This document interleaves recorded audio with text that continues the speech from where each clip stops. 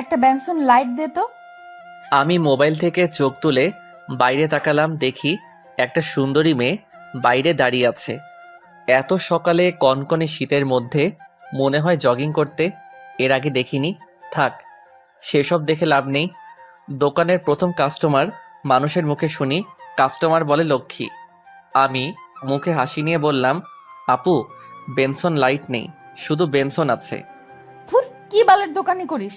Benson light রাখস না তো কি করস? আমি জানি না, তুই বেনসন লাইট দে। আপনি শুধু বেনসন নেন, ওইটা গত রাতেই শেষ হয়ে গেছে। এত সকালে কোনো দোকানও খুলেনি যে আপনাকে এনে দিব। এখন খেলে শুধু এইটা খেতে হবে। আমার বেনসন লাইট দরকার। আমি শুধু বেনসন নিয়ে কি করব? কচু খাবো? আমার ওইটা দরকার। এখন তুই কোথা থেকে আনবি আমি জানি না। এতক্ষণ আমি বসা ছিলাম। আমি বসা থেকে দাঁড়ালাম, ভালো করে মেয়েটাকে দেখলাম। চেনা মনে হচ্ছে না, আর চিনবই বা কি করে? এই এলাকায় 1 সপ্তাহ হলো আসলাম। আমরা এখানে জায়গা কিনে বাড়ি করি। যেহেতু আমাদের দোকান এখানে, এই 1 সপ্তাহে আব্বার সাথে দোকানে বসে অনেক কিছু শিখলাম। আজকে খুব ভোরে আব্বা কি কাজে যেন ঢাকা গেছে, তাই আমি সকালে দোকান খুলে বসলাম। প্রচণ্ড কুয়াশায় একজন আরেকজনকে দেখা যাচ্ছে না। আব্বার সাথে ঘুম থেকে উঠে নামাজ পড়ে সোজা দোকানে চলে আসলাম।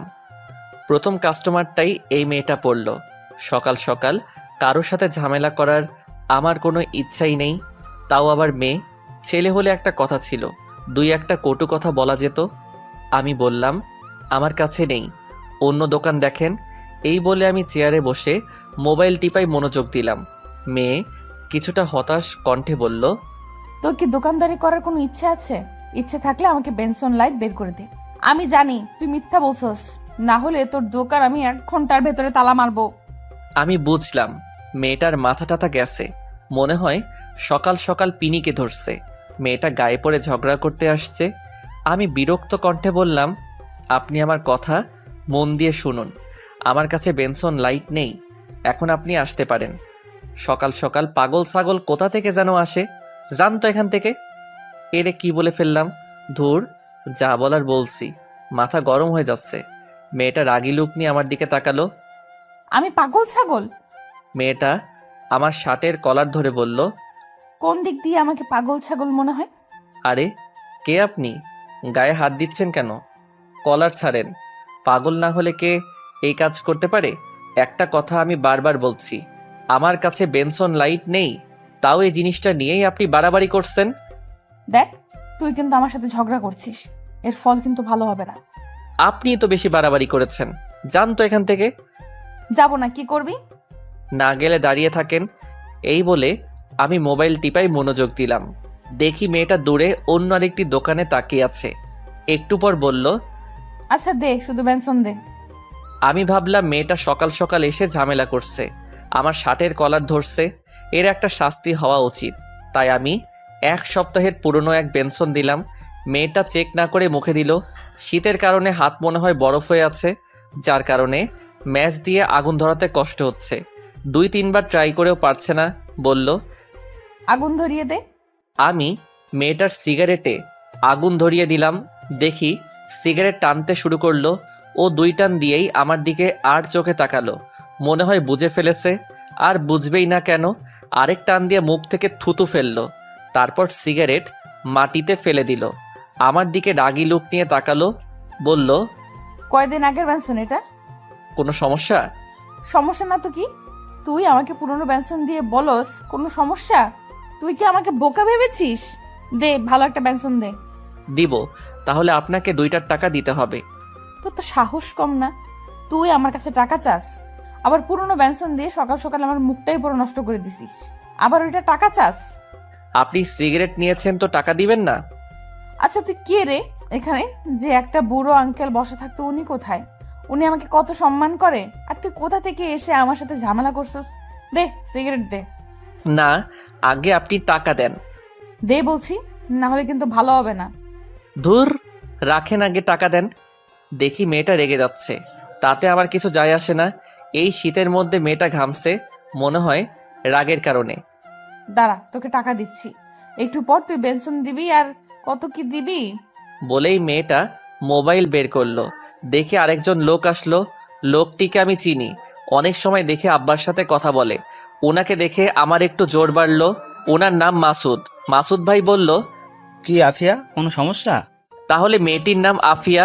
আঙ্কেল দেখেন না, তারে বলছি বেনসন লাইট দিতে, কিন্তু সে আমাকে শুধু একটা বেনসন দিল, তাও আবার পুরনো। আমি বলছি নতুন একটা দিতে, ওইটাও দিচ্ছে না, আবার টাকা খুঁজে। মেয়েটা যেভাবে বলল মনে হচ্ছে সব দোষ আমার। যা বলেছে দিয়ে দাও। ইমাদ, তুমি তো আমাকে চেনোই। কিন্তু আঙ্কেল, তোমারে যেটা বলছি সেটা করো। আমি একটা বেনসন দিলাম। মেয়েটা হাতে নিয়ে ভালো করে চেক করলো, পরে আগুন ধরিয়ে টানতে লাগলো। আঙ্কেল সে মনে হয় নতুন, এজন্য জানে না আমি কি। সেটাই, এসব নিয়ে আর বাড়াবাড়ির দরকার নেই। ও তো তোমার ভাইয়েরই মতো, দুজন সমান বয়সী, ভাই বোনের মতো মিলেমিশে থাকবা, তাই না? কি বলিস ইমাদ? আমি ভাবতে লাগলাম মেয়েটার মনে হয় খুব পাওয়ার, না হলে মাসুদ আঙ্কেল এত সম্মান করে কথা বলছে কেন? যাই হোক, কোনো ঝামেলা করে লাভ নেই, আব্বা শুনলে পরে সমস্যা হবে। আমি বললাম, সেটাই। তাহলে আমি যাই। ইমাদ, যা লাগে দে, ওনার কাছ থেকে কোনো সময় টাকা যাবি না। জি আঙ্কেল। মাসুদ আঙ্কেল চলে গেল। এদিকে আফিয়ার সিগারেট খাওয়া শেষ। আফিয়া বলল, একটা স্পিড ক্যান দে তো ঠান্ডা। এই শীতের মধ্যে আপনি ঠান্ডা খাবেন? নর্মাল দেই। আমার স্বাস্থ্য নিয়ে তোর ভাবতে হবে না, যা বলছি দে। আমি ফ্রিজ থেকে একটা স্পিড দিলাম। মেয়েটা দাঁড়িয়ে দাঁড়িয়ে স্পিডটা খেলো। বলল, কত টাকা হয়েছে? 65 টাকা। 65 টাকা কি করে? আমার হিসেবে 50 টাকা। তুই এই নষ্ট সিগারেটের দাম চাচ্ছিস? হুম। আমি এই নষ্ট সিগারেটের মূল্য দিব না, আর 50 টাকা আমি তোকে পরে দিয়ে যাব। আমরা তো বাকি দেই না, আপনার টাকা দেওয়া লাগবে না। মনে করেন এইটা আমি আমার পক্ষ থেকে খাওয়ালাম। না, আমি কারো কাছে ঋণী থাকবো না, তোরে আমি পরে দিয়ে যাব। শুনেন, আমার টাকা লাগবে না, জানতো এখান থেকে। আমার বিরক্ত লাগছে। আচ্ছা, আপনি কি মানসিক প্রতিবন্ধী? এমন করছেন কেন? মনে করেন আপনি আমার দোকানে আসেননি। এখন যান আপনি এখান থেকে। ওই কয়দিন এলাকায় ছিলাম না বলে শরীরে তেল হয়েছে? আমার মুখের উপর আজ পর্যন্ত কেউ কথা বলেনি, আর তুই কোথা থেকে উড়ে এসে আমার সাথে ঝগড়া করছিস? এর ফল কিন্তু ভালো হবে না। এই বলে রাগে গজগজ করতে করতে চলে গেল। মেয়েটার সাথে ঝগড়া করে এই শীতের মধ্যে শরীর থেকে ঘাম বের হচ্ছে। সকাল সকাল মুডটাই নষ্ট করে দিল। মাথা পুরো গরম হয়ে আছে। এমনিতেই রাতে রিয়ার সাথে ঝগড়া হয়েছে। রাগের কারণে তার সাথে ব্রেকআপ করে তার নাম্বার ব্লক মেরে দিয়েছি। আমিও এই ঠান্ডার মধ্যে একটা স্পিড খাইলাম মাথা ঠান্ডা করার জন্য। আধা ঘন্টা পর মানুষ আসা শুরু করলো। দুপুর পর্যন্ত বেচাকিনা করলাম। ভাবলাম বাড়ি থেকে ফ্রেশ হয়ে লাঞ্চ করে একটু রেস্ট নিয়ে আসি। আমি আস্তে আস্তে দোকানের শাটার ফেলে বাড়ির উদ্দেশ্যে রওনা দিলাম। 1 কিলো দূরে আমাদের বাসা। দুপুর টাইমে কোনো রিক্সা দেখা যাচ্ছে না। ভাবলাম হাঁটা ধরি। হাঁটতে লাগলাম। বাড়িতে যাওয়ার রাস্তায় একটা পার্ক পড়ে, যেটা জনসাধারণের জন্য উন্মুক্ত। দেখি সকালের মেয়েটা, কি জানি নাম, মনে হয়েছে আফিয়া নামটা। কি সুন্দর, কিন্তু মেয়েটা একেবারে বদ। দেখি কয়েকজন ছেলের সাথে আড্ডা দিচ্ছে। আমার সেসব ভেবে লাভ নেই। আমি আমার মতো হেঁটে যাচ্ছি। তার মধ্যে থেকে একটা ছেলে আমাকে ডাক দিল। আমি তাদের সামনে গেলাম। আফিয়া বলল, কোথায় যাস? বাসায়। তুই হয়তো এই এলাকায় নতুন আসছিস, তাই তোকে আজকের মতো ছেড়ে দিলাম। সামনে থেকে বুঝে শুনে কথা বলিস। ওকে। ওই বুড়ো আঙ্কেল তোর কি বাপ লাগে? হুম। উনি কত ভালো মানুষ, আর তুই একটা বদের হাড্ডি। আমি যেমন হই তাতে আপনার কি? আমার কিছু না, পরবর্তী সময় সাবধান থাকবি, না হলে এই শরীর আর পৃথিবীতে থাকবে না। আচ্ছা, দেখা যাবে। আমি সেখান থেকে চলে আসলাম। বাড়িতে এসে গোসল করলাম। মা ভাত দিল। আমি মাকে বললাম, মা, আব্বা কখন আসবে? আস্তে আস্তে রাত হবে, আজকে তুই দোকান চালা, রাতে একটু আগে এসে পড়িস। বেশি রাত হলে যদি রিক্সা না পাস। আচ্ছা। আমি আবার দোকানে এসে পড়লাম। একটু পর দেখি কিসের হুড়াহুড়ি। দেখে একটা ছেলেকে 4-5 জন ধরে মারছে। আমি তাদের আটকাতে যাব, এমন সময় আরেকজন অচেনা লোক আমাকে বলল, ওদের মারামারি ওরা করুক, তাতে তোমার কি? তুমি দোকানদার, তুমি গিয়ে দোকানদারি করো। কিন্তু ছেলেটা তো মরে যাবে। মরে গেলে যাক, তাতে তোমার কি? তুমি গিয়ে দোকানদারি করো। আমি বাধ্য ছেলের মতো দোকানে এসে দেখতে লাগলাম কি হয়। ছেলেটাকে মেরে আধা মরা করে ফেলেছে। একটু পর দেখি আফিয়া বাইকে চড়ে আসলো। এসেই ছেলেটার কাছে গেল। লোকজনের হুড়াহুড়িতে কিছুই শুনতে পারছি না, আর দেখতেও পারছি না। একটু পর একজন ছেলেটাকে নিয়ে চলে গেল। সবাই আস্তে আস্তে চলে গেল। আমি দোকানে বেচাকিনা করতে লাগলাম। একটু পর দেখি আফিয়া আসলো, বলল, একটা বেনসন লাইট দে। আমি বিরক্ত হয়ে তাকে একটা বেনসন লাইট দিলাম। ফ্রিতে খেলে তো বিরক্ত হবই। সে সিগারেট খেতে লাগলো। আস্তে আস্তে দোকানের ভিড় কমলো। দেখি আফিয়া এসে দোকানের ভিতরে একটা বসার চেয়ারে এসে বসলো। বলল, 1 কেজি আটা, 1 কেজি চিনি দে, 1 কেজি পেঁয়াজ দে, আর 1 হালি ডিম দে। আমি আফিয়ার মুখের দিকে তাকিয়ে রইলাম। তার চোখে চোখ রাখলাম। আমার ভয় করছে, এগুলোও কি ফ্রিতে দিতে হবে নাকি? আফিয়ার চোখ আমার চোখ একসাথে হলো। আফিয়া কিছুটা লজ্জা পেয়ে চোখ নিচু করে বলল, তুই ভয় পাস না, এগুলোর জন্য আমি টাকা দিব। আমি বুকে হাসি এনে বললাম, ওকে। আমি আটা মাপা শুরু করলাম। এই ফাঁকে 2 জন ছেলে আসলো। এসে আফিয়ার সাথে কথা বলতে লাগলো। সেদিকে আমার কোনো খেয়াল নেই। আমি আটা, পেঁয়াজ, ডিম, চিনি প্যাকেট করে সামনে দিলাম। আফিয়া তাদের সাথে অনেকক্ষণ কথা বলল। পরে 2 জন চলে গেল।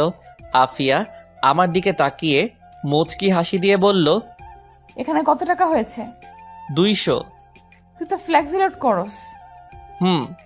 এই নাম্বারে 700 মিনিট আর এমবি প্যাকটা দে। ওকে, আমি দিলাম। আফিয়া বলল, আমার নাম্বারটা সেভ করে রাখ, যদি কোনো সমস্যায় পড়স সাথে সাথে কল করবি। তার প্রয়োজন নেই। আফিয়া দেখতে অনেক সুন্দরী, দাঁতগুলো উঁচু নিচু, যার কারণে হাসি দিলে অনেক সুন্দরী লাগে। ঠোঁটে লিপস্টিক দেওয়া। নারী হিসেবে দেখলে 100-তে 1 জন, কিন্তু সে থাকে ছেলেদের মতো জিন্সের প্যান্ট শার্ট, শীতের মধ্যে একটা শীতের কাপড়, পায়ে শো জুতা। সে মনে হয় খুব বড় লোক, যার কারণে এত পাওয়ার। সেসব ভেবে লাভ নেই। একজন এসে বলল 10 কেজি আটা দিতে। আমি আটা মাপতে শুরু করলাম। 10 কেজি আটা দিলে উনি সেগুলো নিয়ে টাকা দিয়ে চলে গেল। আফিয়া বলল, এইগুলোর দাম রাখ, আমি যাওয়ার সময় নিয়ে যাব। কত টাকা হয়েছে? আমি হিসেব করে বললাম 900 টাকা। আর 4টা সিগারেট দে। আমাকে একটা 1000 টাকার নোট দিয়ে বলল, সব মিলিয়ে কত টাকা হয়েছে রাখো, সকালের টাকা রেখে দে। আমি সকালের টাকা না রেখে ফেরত দিয়ে দিলাম। আফিয়া চলে গেল। আমি তার যাওয়ার রাস্তার দিকে তাকিয়ে রইলাম। মাসুদ আঙ্কেল যেহেতু বলছে ও আমার বয়সী, তাহলে আমার বয়স 23 আর ওর বয়স এমনই। এই বয়সে মেয়েরা কি সুন্দর স্বামীর সাথে ঘর সংসার করে, আর ওর কি অবস্থা? নিশ্চয়ই এর পিছনে একটা কারণ আছে। সেই কারণটাই আমার জানতে হবে। এর মধ্যে দেখি মোবাইলে কল আসলো। নাম্বার চিনি না। ফোন ধরে কণ্ঠ শুনে বুঝতে পারলাম এটা রিয়া। ফোন দিছত কেন? তোর সাথে ব্রেকআপ। আমার কথা শোন, আমি খুবই দুঃখিত। আসলে আমি বুঝতে পারিনি তোরে আমি ভালোবাসি ইমাদ। তোরে ছাড়া আমি বাঁচবো না। এটা তো আমি লাস্ট 2 বছর ধরে শুনে আসছি। সত্যি বলছি। আমি তোরে পরে ফোন দিচ্ছি, এখন দোকানে আসি। আচ্ছা, ফোন দিস মনে করে। আমি একাধারে রাত 10টা পর্যন্ত বেচা কিনা করলাম, কিন্তু মানুষ আসছেই। ভাবলাম চলে যাই, না হলে রিক্সা পাবো না। কিন্তু না, দোকান বন্ধ করতে করতে 11টা বেজে গেল। আমি দেখি আফিয়ার প্যাকেট পড়ে রইল। সে এখনো আসেনি। ধুর, না আসলে নাই, এমনিতেই দেরি হয়ে যাচ্ছে। সারাদিনের বেচার টাকার সাথে নিলাম একা যাওয়ার রিস্ক। রিক্সা না পেলে দোকানেই রাত কাটাতে হবে। আশেপাশে তাকিয়ে দেখি কোনো রিক্সা নেই। মা অলরেডি 3বার ফোন দিয়ে ফেলেছে। এমন সময় দেখি আফিয়া কোথা থেকে জানি আসলো দৌড়ে। বলল, দে আমার প্যাকেট দে। আমি প্যাকেট দিলাম। আফিয়া বলল, কোনো রিক্সাই দেখছি না, কি করে বাড়ি যাব? আপনার না কত ছেলে পেলে আছে, ওদের বলেন আপনাকে নিয়ে যেতে। এটা বলাতে আফিয়া আমার দিকে তাকালো, কিন্তু কিছু বলল না। দোকানের সামনে অনেকক্ষণ দাঁড়িয়ে রইলাম, কোনো রিক্সায় আসছে না। প্রচুর কুয়াশা পড়ছে। খেয়াল করলাম আফিয়ার শরীরে তেমন শীতের কাপড় নেই, শুধু পাতলা একটা গেঞ্জি শার্টের উপরে। ও যে শীতে কাঁপছে এটা আমি ভালো করেই বুঝতে পারছি। আমার গায়ে একটা লেদার আছে আর একটা শীতের চাদর। ভাবলাম চাদরটা দেই, আর না নিলে আমার কি, শীতে কাঁপছে সে, আমার কি। আমি বললাম, প্রচুর শীত পড়ছে, এই চাদরটা নিন। তোর তো সাহস কম না, তুই আমার শরীরের দিকে নজর দিয়েছিস। বুঝতে পারছি, এত রাতে কেউ নেই বলে আজ পর্যন্ত আমার দিকে কোনো ছেলে নজরে তাকানোর সাহস পায়নি। আর তুই কোথা থেকে উড়ে এসে আমার শরীরের দিকে নজর দিস? তোর এই 2 চোখ আমি তুলে নিব। এক শ্বাসে কথাগুলো বলল। আমি এমন কথা শুনে অবাক। উপকার করতে চাইলাম আর উল্টা বাঁশ দিয়ে দিল। দূর, এমন মেয়ের সাথে কথা বললে মুখ নষ্ট, জাহান নামে যাক, তাতে আমার কি। মা আবার কল দিল। পরিবারের একমাত্র ছেলে আমি, ছোট বোন আছে বিবাহিত, এখন বাড়িতে মা একা। মা বলল, আজকে আসবি নাকি? আসবো তো, কিন্তু কোনো গাড়ি পাচ্ছি না। আব্বা বাড়িতে আসলে বলল একটা আগাইতে। তোর আব্বা এখনো আসেনি, রাস্তায় আছে। কি করব এখন? তুই আস্তে আস্তে হাঁট, আমি আগাইতেছি। আচ্ছা। আমি হাঁটা ধরলাম। বাড়িতে যাওয়ার রাস্তা সোজা, চারপাশে বাড়িঘর আছে, জায়গায় জায়গায় ল্যাম্পপোস্ট। এরপরও কেন জানি ভয় করে। এলাকাটা নির্জন। খেয়াল করলাম আমার পিছনে আফিয়া হাঁটছে। মনে হয় কোনো উপায় না পেয়ে আমার পিছনে হাঁটা ধরছে।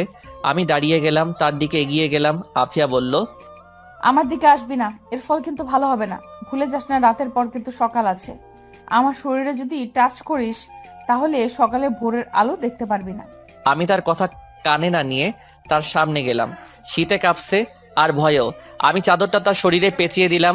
ও তখন চোখ বন্ধ করে ফেলছে, বোধহয় ভাবছে আমি অন্য কিছু করব। বললাম, সব সময় অ্যাটিটিউড দেখানো ঠিক না, চাদরটা ভালো করে গায়ে দিন, ভালো লাগবে। আর পিছন পিছন না হেঁটে পাশাপাশি হাঁটুন। এই বলে আমি হাঁটা ধরলাম। একটু পর দেখে আফিয়া আমার পাশাপাশি হাঁটছে, চাদরটা শরীরে ভালো করে গায়ে দিল। হাঁটতে হাঁটতে অনেকটুকু চলে আসলাম। কোথা থেকে জানি এক কুকুর ঘেউ ঘেউ করে উঠল। আফিয়া ভয়ে আমার শরীরের উপর পড়ল। আমি তাকে ধরে ফেললাম। আফিয়া আমাকে ধরে রীতিমতো ভয় কাঁপছে। আমি বললাম, ভয়ের কিছু নেই, এটা কুকুর ছিল। আমি ভয় পাচ্ছি না। আপনি ভয় পাবেন কেন? আপনি তো অনেক সাহসী। এখন হাঁটেন। আমরা আবার হাঁটতে শুরু করলাম। আফিয়া বলল, বামের গলি একটু সামনে আমার বাসা। আমি তাকিয়ে দেখি অন্ধকার এক গলি, কিছুই দেখা যাচ্ছে না।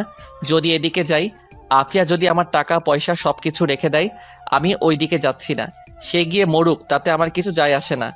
আবার মনে চাচ্ছে এগিয়ে দিয়ে আসি, মানবতার খাতিরে এইটুকু সাহায্য করাই যায়। আবার গেলে যদি টাকা পয়সা রেখে কি করব মাথায় কাজ করছে না। আমি যাচ্ছি না। আফিয়া বলল, এইটুকু রাস্তা এগিয়ে দে না, আমার সত্যি খুব ভয় করছে। আমি আফিয়ার মুখের দিকে তাকালাম, দেখি সে সত্যি খুব ভয় আছে। মনে হয় করুণার দৃষ্টিতে বলছে। আমি ভাবলাম যাই, এগিয়ে দিয়ে আসি। ওকে চলেন। আমি আফিয়ার পাশাপাশি হাঁটতে লাগলাম। আফিয়া আমার শরীরের সাথে লেগে লেগে হাঁটছে। কিছুক্ষণ হাঁটার পর আফিয়া বলল, এটা আমার বাসা, ভেতরে এসে বস। না, তার প্রয়োজন নেই, আরেকদিন আসবো। ধন্যবাদ তোকে। এই নে তোর চাদর। ওকে। আমি চাদর নিয়ে হাঁটা ধরলাম। তাড়াতাড়ি গলি থেকে বের হলাম। তারপর বাড়ির রাস্তায় হাঁটা ধরলাম। আরও অনেকটুকু পথ বাকি। এখন আমার নিজেরই ভয় করছে। দেখি সামনে থেকে একজন মহিলা আসছে। ভালো করে তাকিয়ে দেখি এটা মা। মাকে দেখে যেন আমার আত্মাটা শান্তি হলো। আমি আর মা একসাথে হাঁটতে লাগলাম। কিছুক্ষণ হাঁটার পর 4-5 জন ছেলে আমাদের ঘিরে ধরলো। তাদের প্রত্যেকের মুখ মাফলার দিয়ে ঢাকা। এক মুখোশধারী বলল, যা আছে সব কিছু দিয়ে দে। মা ভয় পেয়ে আমার পিছনে লুকালো। একজন এসে আমার পকেটে হাত দিতে লাগলো। আমি ছেলেটার হাত ধরে ফেললাম। একজন পিছন থেকে চাপাতি বের করলো। মা ভয় পেয়ে বলল, যা আছে সবকিছু দিয়ে দে। আমি ছেলেটার হাত ছেড়ে দিলাম। ছেলেটা আমার পকেট থেকে মোবাইল নিয়ে গেল। আরেক পকেট থেকে দোকানের টাকা বের করলো। 20,000 টাকার মতো ছিল। ওইটা পেয়ে তারা চলে যেতে লাগলো। পিছন থেকে মোবাইল ঢিল দিয়ে সবগুলো দৌড়ে পালালো। মা সেখানে কাঁদা শুরু করলো। আমি মাকে উঠিয়ে বাড়িতে নিয়ে আসলাম। মা কেঁদে কেঁদে বলল, ওইখানে কত টাকা ছিল? 20,000। সব শেষ, আমাদের সব শেষ। আমার কিছু বলার নেই। যে চাপাতি বের করছিল, একটা কোপ দিলে বাঁচার কোনো সম্ভাবনা নেই। আমি মাথায় হাত দিয়ে বসে রইলাম। সারাদিনের বেচা কিনা এক নিমিষেই শেষ। একটু পর আব্বা এলো। আমাদের এই অবস্থা দেখে আব্বা বলল, কি হয়েছে? তোদের মুখের এই অবস্থা কেন? মা কেঁদে কেঁদে আব্বাকে সব কিছু বলল। আব্বা শুনে মাথায় হাত দিয়ে বসলো। বলল, আমার তোরে আগেই সতর্ক করা উচিত ছিল। আমি কিছু না বলে আমার রুমে চলে আসলাম। এসে শুয়ে রইলাম। ভাবতে লাগলাম, এটা কে করলো? এই এলাকা চলে আফিয়ার কথায়। এলাকায় কিছু হলে সেটা অবশ্যই আফিয়া জানবে। তার মানে এই কাজ সম্পূর্ণ আফিয়ার। কিন্তু সে তো আমার সাথেই ছিল। ওকে তো আমি নিজেই বাড়িতে পৌঁছে দিলাম। সকালে গিয়ে আফিয়াকে জিজ্ঞেস করতে হবে। এমন সময় দেখি রিয়ার কল। এমনিতেই মাথা গরম হয়ে আছে, আবার রিয়ার কল ধরলে আরও মাথা গরম হবে। আমি ফোন কেটে দিলাম। রিয়া আমার আগের কলেজের বেস্ট ফ্রেন্ড। আস্তে আস্তে দুজন দুজনকে ভালোবেসে ফেলি। ওই কলেজ থেকে ইন্টার শেষ করি, তারপরেই এখানে এক কাছের কলেজে ভর্তি হই। যদিও তখন বাড়ি থেকেই আসতাম, কিন্তু এইখানে বাড়ি করার এইখান থেকে গিয়েই ক্লাস করি। মাঝে মাঝে অধিকাংশ সময় দোকানেই কাটাই। আমি এখন অনার্স 3rd ইয়ারে আছি। যখন রিয়া শুনেছে আমি এখানে চলে আসছি, তখন রিয়া আমাকে দোষারোপ করছে। ও বলে কিনা আমি তাকে ব্যবহার করছি, অথচ আজ পর্যন্ত আমি রিয়ার হাত ধরার সাহস পাইনি। মাকে রিয়ার কথা বলছিলাম, কিন্তু মা তেমন গুরুত্বই দেয়নি। এর দ্বারা বোঝা যায় এসব আরও পরে হবে। একে তো এই এলাকাটা একদম নির্জন, মানুষগুলো কেমন যেন। খেয়াল করলাম কেউ কারোর সাথে প্রয়োজন ব্যতীত কথা বলে না। দোকানটা এক চৌরাস্তার মোড়ে পড়েছে। আরও একটা 2টা দোকান আছে, তার মধ্যে থেকেই আমাদের দোকানটাই বেশি বেচা কিনা হয়, কারণ আমাদের দোকানটা অনেক পুরাতন। দাদির মুখ থেকে শুনেছিলাম আব্বা প্রথমে এই দোকানের কর্মচারী ছিল। দোকানের মালিকের একমাত্র মেয়ে ছিল আমার মা, কিন্তু আমার নানা অকালে মৃত্যুবরণ করেন। যাওয়ার আগে আব্বাকে এই দোকান আর আমার মাকে দিয়ে যায়। পরে আব্বা মাকে বিয়ে করে বাড়িতে নিয়ে আসে। এত বছর নানার বাড়ি খালি পড়েছিল। দাদি মারা যাওয়ার পর আব্বা নানার বাড়ি আবার নতুন করে এবং আমরা এই জায়গায় চলে আসি। রাতে আর ঘুমাতে পারিনি। সকালে গেলাম আফিয়ার বাড়িতে, গিয়ে দরজায় টোকা দিলাম। কিছুক্ষণ পর আফিয়া দরজা খুলল। আফিয়া আমাকে দেখে অবাক হয়ে জিজ্ঞেস করলো, এত সকালে তুই? আফিয়া এই শীতের মধ্যে একটা হাতা কাটা গেঞ্জি পরা আর পাতলা একটা প্লাজো পরা, চুলগুলো উস্কো খুস্কো হয়ে আছে। আমাকে দেখে তাড়াতাড়ি ওড়না দিল গলায়। পায়ের দিকে তাকাতেই আমার সারা শরীরে শিরশির করে উঠল। পায়ের নখগুলো নেল পালিশ দেওয়া। আমি বললাম, আমার টাকা ফেরত দেন। কিসের টাকা? গত রাতে যে ছিনতাই করেছেন ওই টাকা। আফিয়া যেন আসমান থেকে পড়ল আর বলল, আমি কি করে তোর টাকা ছিনতাই করতে পারি? তুই তো আমাকে এখানে দিয়ে গেলি, আমি কেন তোর টাকা নিতে যাব? এলাকায় কিছু হলে সব কিছুই আপনি জানেন, আপনি সব সমাধান করেন। আমার 20,000 টাকা ছিনতাই হয়েছে গত রাতে আপনাকে দিয়ে বাড়ি যাওয়ার সময়। এখন আপনি বলছেন আপনি কিছুই জানেন না। আজ পর্যন্ত আমাকে এই অপবাদ দেওয়ার কেউ সাহস পায়নি। আমার সাথে কথা বলতে এলে 10 বার ভেবে নেয়। একটা ফোন দিলে তুই আমার ঘর থেকে জীবিত বের হতে পারবি না। গত রাতে একটু উপকার করছিস বলে এই ভেবে নিস না আমি তোকে হেল্প করব। গত রাতের উপকার করছিস বলে এখনো তোকে কিছু বলিনি। চুপচাপ এখান থেকে চলে যা। যাবই তো, আমি কি এখানে থাকবো নাকি? মনে রাখেন, এই টাকা নিয়ে আপনারা শান্তি মতো মরতেও পারবেন না। তোর নাম জানি কি? মোহাম্মদ ইমাদ। ইমাদ, তোরে লাস্ট ওয়ার্নিং দিচ্ছি, আর একটা কথা না বলে এখান থেকে চলে যা। আমি তার বাসা থেকে চলে আসলাম। খেয়াল করলাম ওর বাসায় শুধু ও একা, তার কি মা বাবা কেউ নাই? আমি নিশ্চিত টাকাটা সেই নিছে। আমি মুখটা কালো করে সেখান থেকে চলে আসলাম। বাড়িতে এসে নাস্তা করে গিয়ে দোকান খুললাম। আব্বা গতকাল সারাদিন অনেক কাজে ব্যস্ত ছিল। পরে আবার রাতে এই খবর শুনে আব্বার অবস্থা ভালো না, তাই আমাকে বলছে দোকান খুলতে, বোনটারে বলছে বাড়িতে আসতে। আমি দুপুর পর্যন্ত দোকানে বসে বাড়িতে আসলাম। আব্বা গিয়ে দোকান খুলল। আমি বিকালের দিকে দোকানে গেলাম। সন্ধ্যার কিছুক্ষণ পর আব্বা বাড়িতে চলে গেল। আমাকে বলল আগেই বাড়ি চলে যেতে। আমি 9টা পর্যন্ত দোকানে বসে আস্তে আস্তে দোকান গুছাইতে শুরু করলাম। কেন জানি মনে হলো রিয়াকে কল দেই। আমি কল দিলাম, কল ধরলো। কেমন আছো? ভালো, তুমি? কি বলবা বলো। আমার ভালো লাগে না কিছু, আমি তোর বাড়িতে চলে আসবো। পাগল নাকি? এখানে আসলে কি লাভ হবে? আমি কিছু জানি না, আমি আসতেছি। দেখো পাগলামি করিস না, এখানে জায়গাটা ভালো না, এখানে আসিস না। আসবো না তো কি করব? অলরেডি আমাকে দেখতে আসছে, আমি এখানে কোনোভাবেই থাকবো না। এখন আমি কি করব? মারে তোর কথা বলছিলাম, কিন্তু মা কোনো পাত্তাই দিচ্ছে না।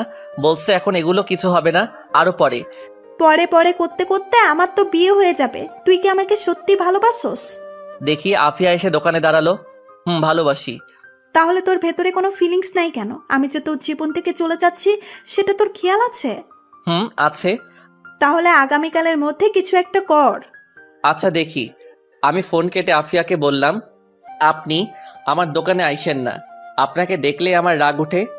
তুই বেশি বেড়ে গেছস। তোরে কিছু উত্তম মাধ্যম না দিলে শান্ত হবি না। দাঁড়া, এখনই ফোন করছি। চোরের মুখে বড় গলা। কি? তুই আবার বল, তোর সাহস এত বেড়ে গেছে? ফোন দিব? দেখেন আমি কাউকে ভয় পাই না। এখন আপনার যেটা মনে চাই করেন, আর নেক্সট টাইম আমার দোকানের আশেপাশে আসবেন না। ওকে, দেখা যাবে। আমি দোকান বন্ধ করে রিক্সা দিয়ে বাড়ি চলে আসলাম। পরদিন খুব সকালে গিয়ে দোকান খুললাম। সকালে আবার দেখি আফিয়া আসলো। আফিয়া এসে বলল, একটা সিগারেট দে। কি বেহায়া মেয়ে রে বাবা, লজ্জা শরম বলতে কিছু নেই। বললাম আস্তে আস্তে কথাগুলো। আফিয়া দেখি শুনেও না শোনার ভান করছে। আফিয়া ঠোঁটে গাঢ় লিপস্টিক দেওয়া। এত সকালে আফিয়া কোথায় যায়? জগিং করতে? কিন্তু সে তো অত মোটাও না, যেখানে মনে চায় সেখানে যাক। আমি আফিয়ার মুখের দিকে তাকালাম এবং তার চোখে চোখ রাখলাম। সেও আমার চোখে চোখ রাখলো, কিন্তু সে বেশিক্ষণ আমার চোখে চোখ রাখতে পারল না। চোখ অন্যদিকে ঘুরিয়ে মুখটা ভেঙচি কেটে বলল, সিগারেট দিবি নাকি যাব? এই নেন। আফিয়া সিগারেট ধরিয়ে দোকানের ভিতরে বসলো। আমি সিগারেটের ধোঁয়ায় নাক মুখ মাফলার দিয়ে ঢেকে ফেললাম। আমার অবস্থা দেখে মুখে একটা ভেঙচি কাটলো। আমি বললাম, আচ্ছা, কে টাকা নিয়েছে বের করতে পারবেন? বের করতাম, কিন্তু তুই এসে সরাসরি আমাকে দোষারোপ করছিস। ও, তুই সেই টাকার আশা ছেড়ে দে। কেন? এই টাকা যদি জানতে পারি কে নিয়েছে তাহলে আমি সরাসরি থানায় মামলা করব। এই এলাকায় কোনো পুলিশের পাওয়ার নেই। এই এলাকা চলে আমার কথায়, আর এলাকার মেম্বার চেয়ারম্যান আমার পায়ের নিচে। তাই নাকি? তোর বিশ্বাস হয় না? না, আমার কাছে আপনি একটা দুর্বল নারী, যার আছে অনেক স্বপ্ন। চুপ। এই বিষয়ে তোরে কে বলছে কথা বলতে? আচ্ছা, আপনাকে একটা প্রশ্ন করি। কর। আপনার মা বাবা নেই? এমন প্রশ্ন করাতে আফিয়ার মুখটা মুহূর্তেই কালো হয়ে গেল। মুখে হাসি এনে বলল, না। কিন্তু মুখের হাসিটা কান্নার চেয়ে করুণ দেখালো। পরক্ষণে খেয়াল করলাম আফিয়ার চোখে পানি। অনেক কষ্টে কান্না আটকাতে চেষ্টা করলো, কিন্তু আটকাতে পারল না। চোখ দিয়ে অঝরে পানি পড়ছে। আমি তাড়াতাড়ি টিস্যু দিলাম। আফিয়া চোখ মুছলার বলল, ধুর, শুধু শুধু চোখে পানি চলে আসলো। যাই হোক, আজকে দুপুরে তোর দাওয়াত আমার বাড়ি। কি? আমাকে? কেন? এমনি। এটা ভালো লক্ষণ নাই, আমি যাচ্ছি না। ওকে, তোর ইচ্ছা। আরো অনেক ছেলে পেলে যাবে, তাই তোকেও বললাম। আচ্ছা, আব্বারে পাঠিয়ে দিব। ওকে, আচ্ছা আমি যাই। আপনাকে কে বলছে এখানে বসতে? আফিয়া মুখটা ভেঙচি দিয়ে চলে গেল। আমি ভাবলাম টাকা তো দিল না, পরে রেখে দিব। আফিয়ার বুকে অনেক জমানো কষ্ট লুকিয়ে আছে। সেসব দেখে আমার কি?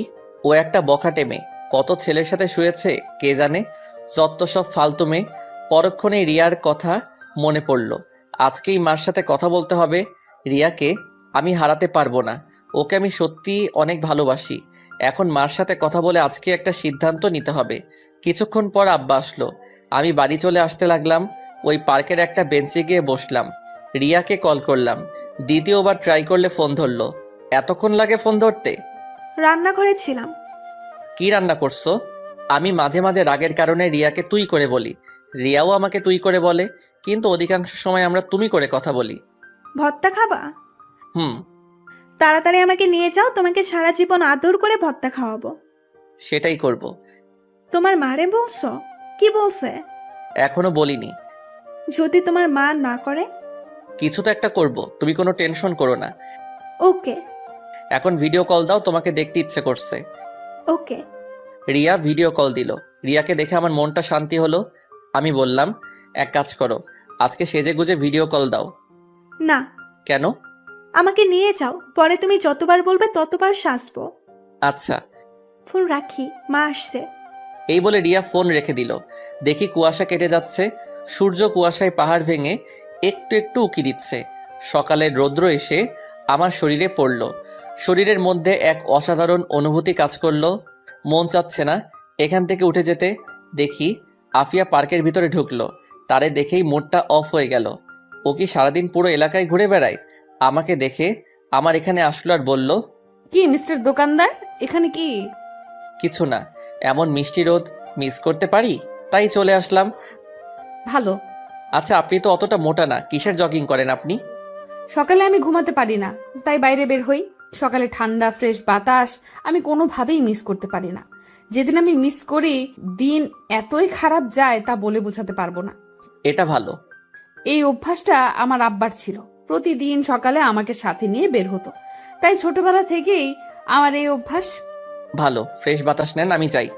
এই বলে আমি উঠে বাড়ি চলে আসলাম। এসে নাস্তা করলাম। নাস্তা করে ভাবলাম যাই, মার সাথে রিয়ার ব্যাপারে আলোচনা করা যাক। মারে রাজি করাতে পারলেই হবে। আমি মার ঘরে গিয়ে টোকা দিলাম। মা বলল ভিতরে আসতে। মা বলল, কি হয়েছে? একটা কথা ছিল। বল। এটা রিয়ার ব্যাপারে। কোন রিয়ার ব্যাপারে? তোমারে বলেছিলাম না একটা মেয়ের ব্যাপারে, আমার ক্লাসমেট ছিল রিয়া। মা তার বাড়িতে একটু কথা বলে দেখবা। কিসের জন্য? মেয়েটাকে বাড়ি থেকে বিয়ের জন্য চাপ দিচ্ছে, কিন্তু ও আমাকে চাই। এখন কি বলবো? ও তোকে চায় তো আমি কি করব? এসব প্রেম ভালোবাসা আমি এক বিন্দু পরিমাণও বিশ্বাস করি না।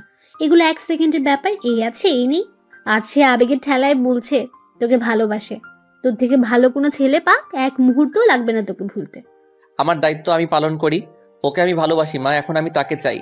কোন মুখে তুই এই কথা বলিস? তুই মাত্র পড়াশোনা করেছিস। চাকরি হোক পরে চিন্তা ভাবনা করবো না। যে একটা দোকান আছে ওটারও কোনো নিশ্চয়তা নেই, কোন সময় জানি কি হয়ে যায়। দেখছস তো ওই দিন টাকাটা কিভাবে কেড়ে নিয়েছে। আর যদি দোকান এভাবে কেড়ে নেয় তখন কি করবি? পরে তো পথে বসতে হবে। তোর বাবারে পাপে ধরছিল এই জায়গায় দোকান চালাতে। বাড়ির আশেপাশে যেন জায়গাই ছিল না। এই এলাকাটা একদম ভালো না। এই এলাকা ভালো মানুষদের জন্যই না। কিন্তু মা কিছু তো একটা করো। ওর বাড়িতে বলে কিছুদিন সময় তো নিয়ে যাক। নিলাম সময়, পরে কি হবে? মেয়ের বয়স কত? 20-22 হবে। পরের চিন্তা করে এখন সময় নেওয়া কি ঠিক হবে? পরে কি হবে কেউ জানে না। শুধু শুধু মেয়েটাকে বসিয়ে লাভ আছে? তুই তোর মতো থাক, ও ওর মতো থাক। কোন মুখে তুমি এই কথা বলো? আর যদি আব্বা তোমাকে এই কথা বলে তুমি নিতে পারবে? তুমি কিছু একটা করো, আমি তাকে চাই। ও আমার মুখের দিকে তাকিয়ে আছে। এখন আমার টেনশন দিস না। কিছুদিন পর ফাতিমার ডেলিভারি। ফাতিমা আমার ছোট বোনের নাম। কিন্তু মা, আমি কোন মুখে মেয়ের বাড়িতে কথা বলবো? আমাদের কিছু আছে? না আছে জায়গা সম্পত্তি, না আছে ভালো বাড়ি। কোনো মতে দিন চলছে, এর মাঝে তুই কি করে এ কথা বলতে পারিস? টাইম নাও, রিয়া রাজি আছে। আমাদের টাইম দেওয়ার জন্য ওরা বসে আছে নাকি? অন্তত বলে তো দেখতে পারি। আচ্ছা দেখি তো ওরা আব্বারে পাঠাইতে পারে কিনা। আচ্ছা, এই বলে আমি চলে আসলাম। আমি হাড়ে হাড়ে বুঝতে পারছি মার বিন্দু পরিমাণ ইচ্ছা নেই। আমি রিয়াকে কি করে বলবো?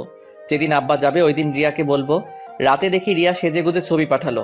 আমি তখন দোকানে। আমি ফোন দিলাম, কিন্তু মেসেজ দিয়ে বলল ফোন না দিতে। পরক্ষণেই অফলাইন চলে গেল। 3 দিন পরে ডেট ঠিক হলো, আব্বা যাবে তাদের বাড়িতে। আশ্চর্যের বিষয় হলো 3 দিনে একবারও রিয়াকে ফোনে পেলাম না, অনলাইনে আসলো না। অবশেষে রিয়ার মার মোবাইলে কল দিলাম, তখন রিয়া কল ধরলো। কণ্ঠ চিনে বুঝতে পারলাম। আমি বললাম, তোমারে তো কল দিয়ে পাই না। আমার মোবাইল মা নিয়ে গেছে, মার বাটন মোবাইল আমার কাছে। আজকে আব্বা যাচ্ছে তোমাদের বাড়িতে। কিন্তু কিন্তু কি?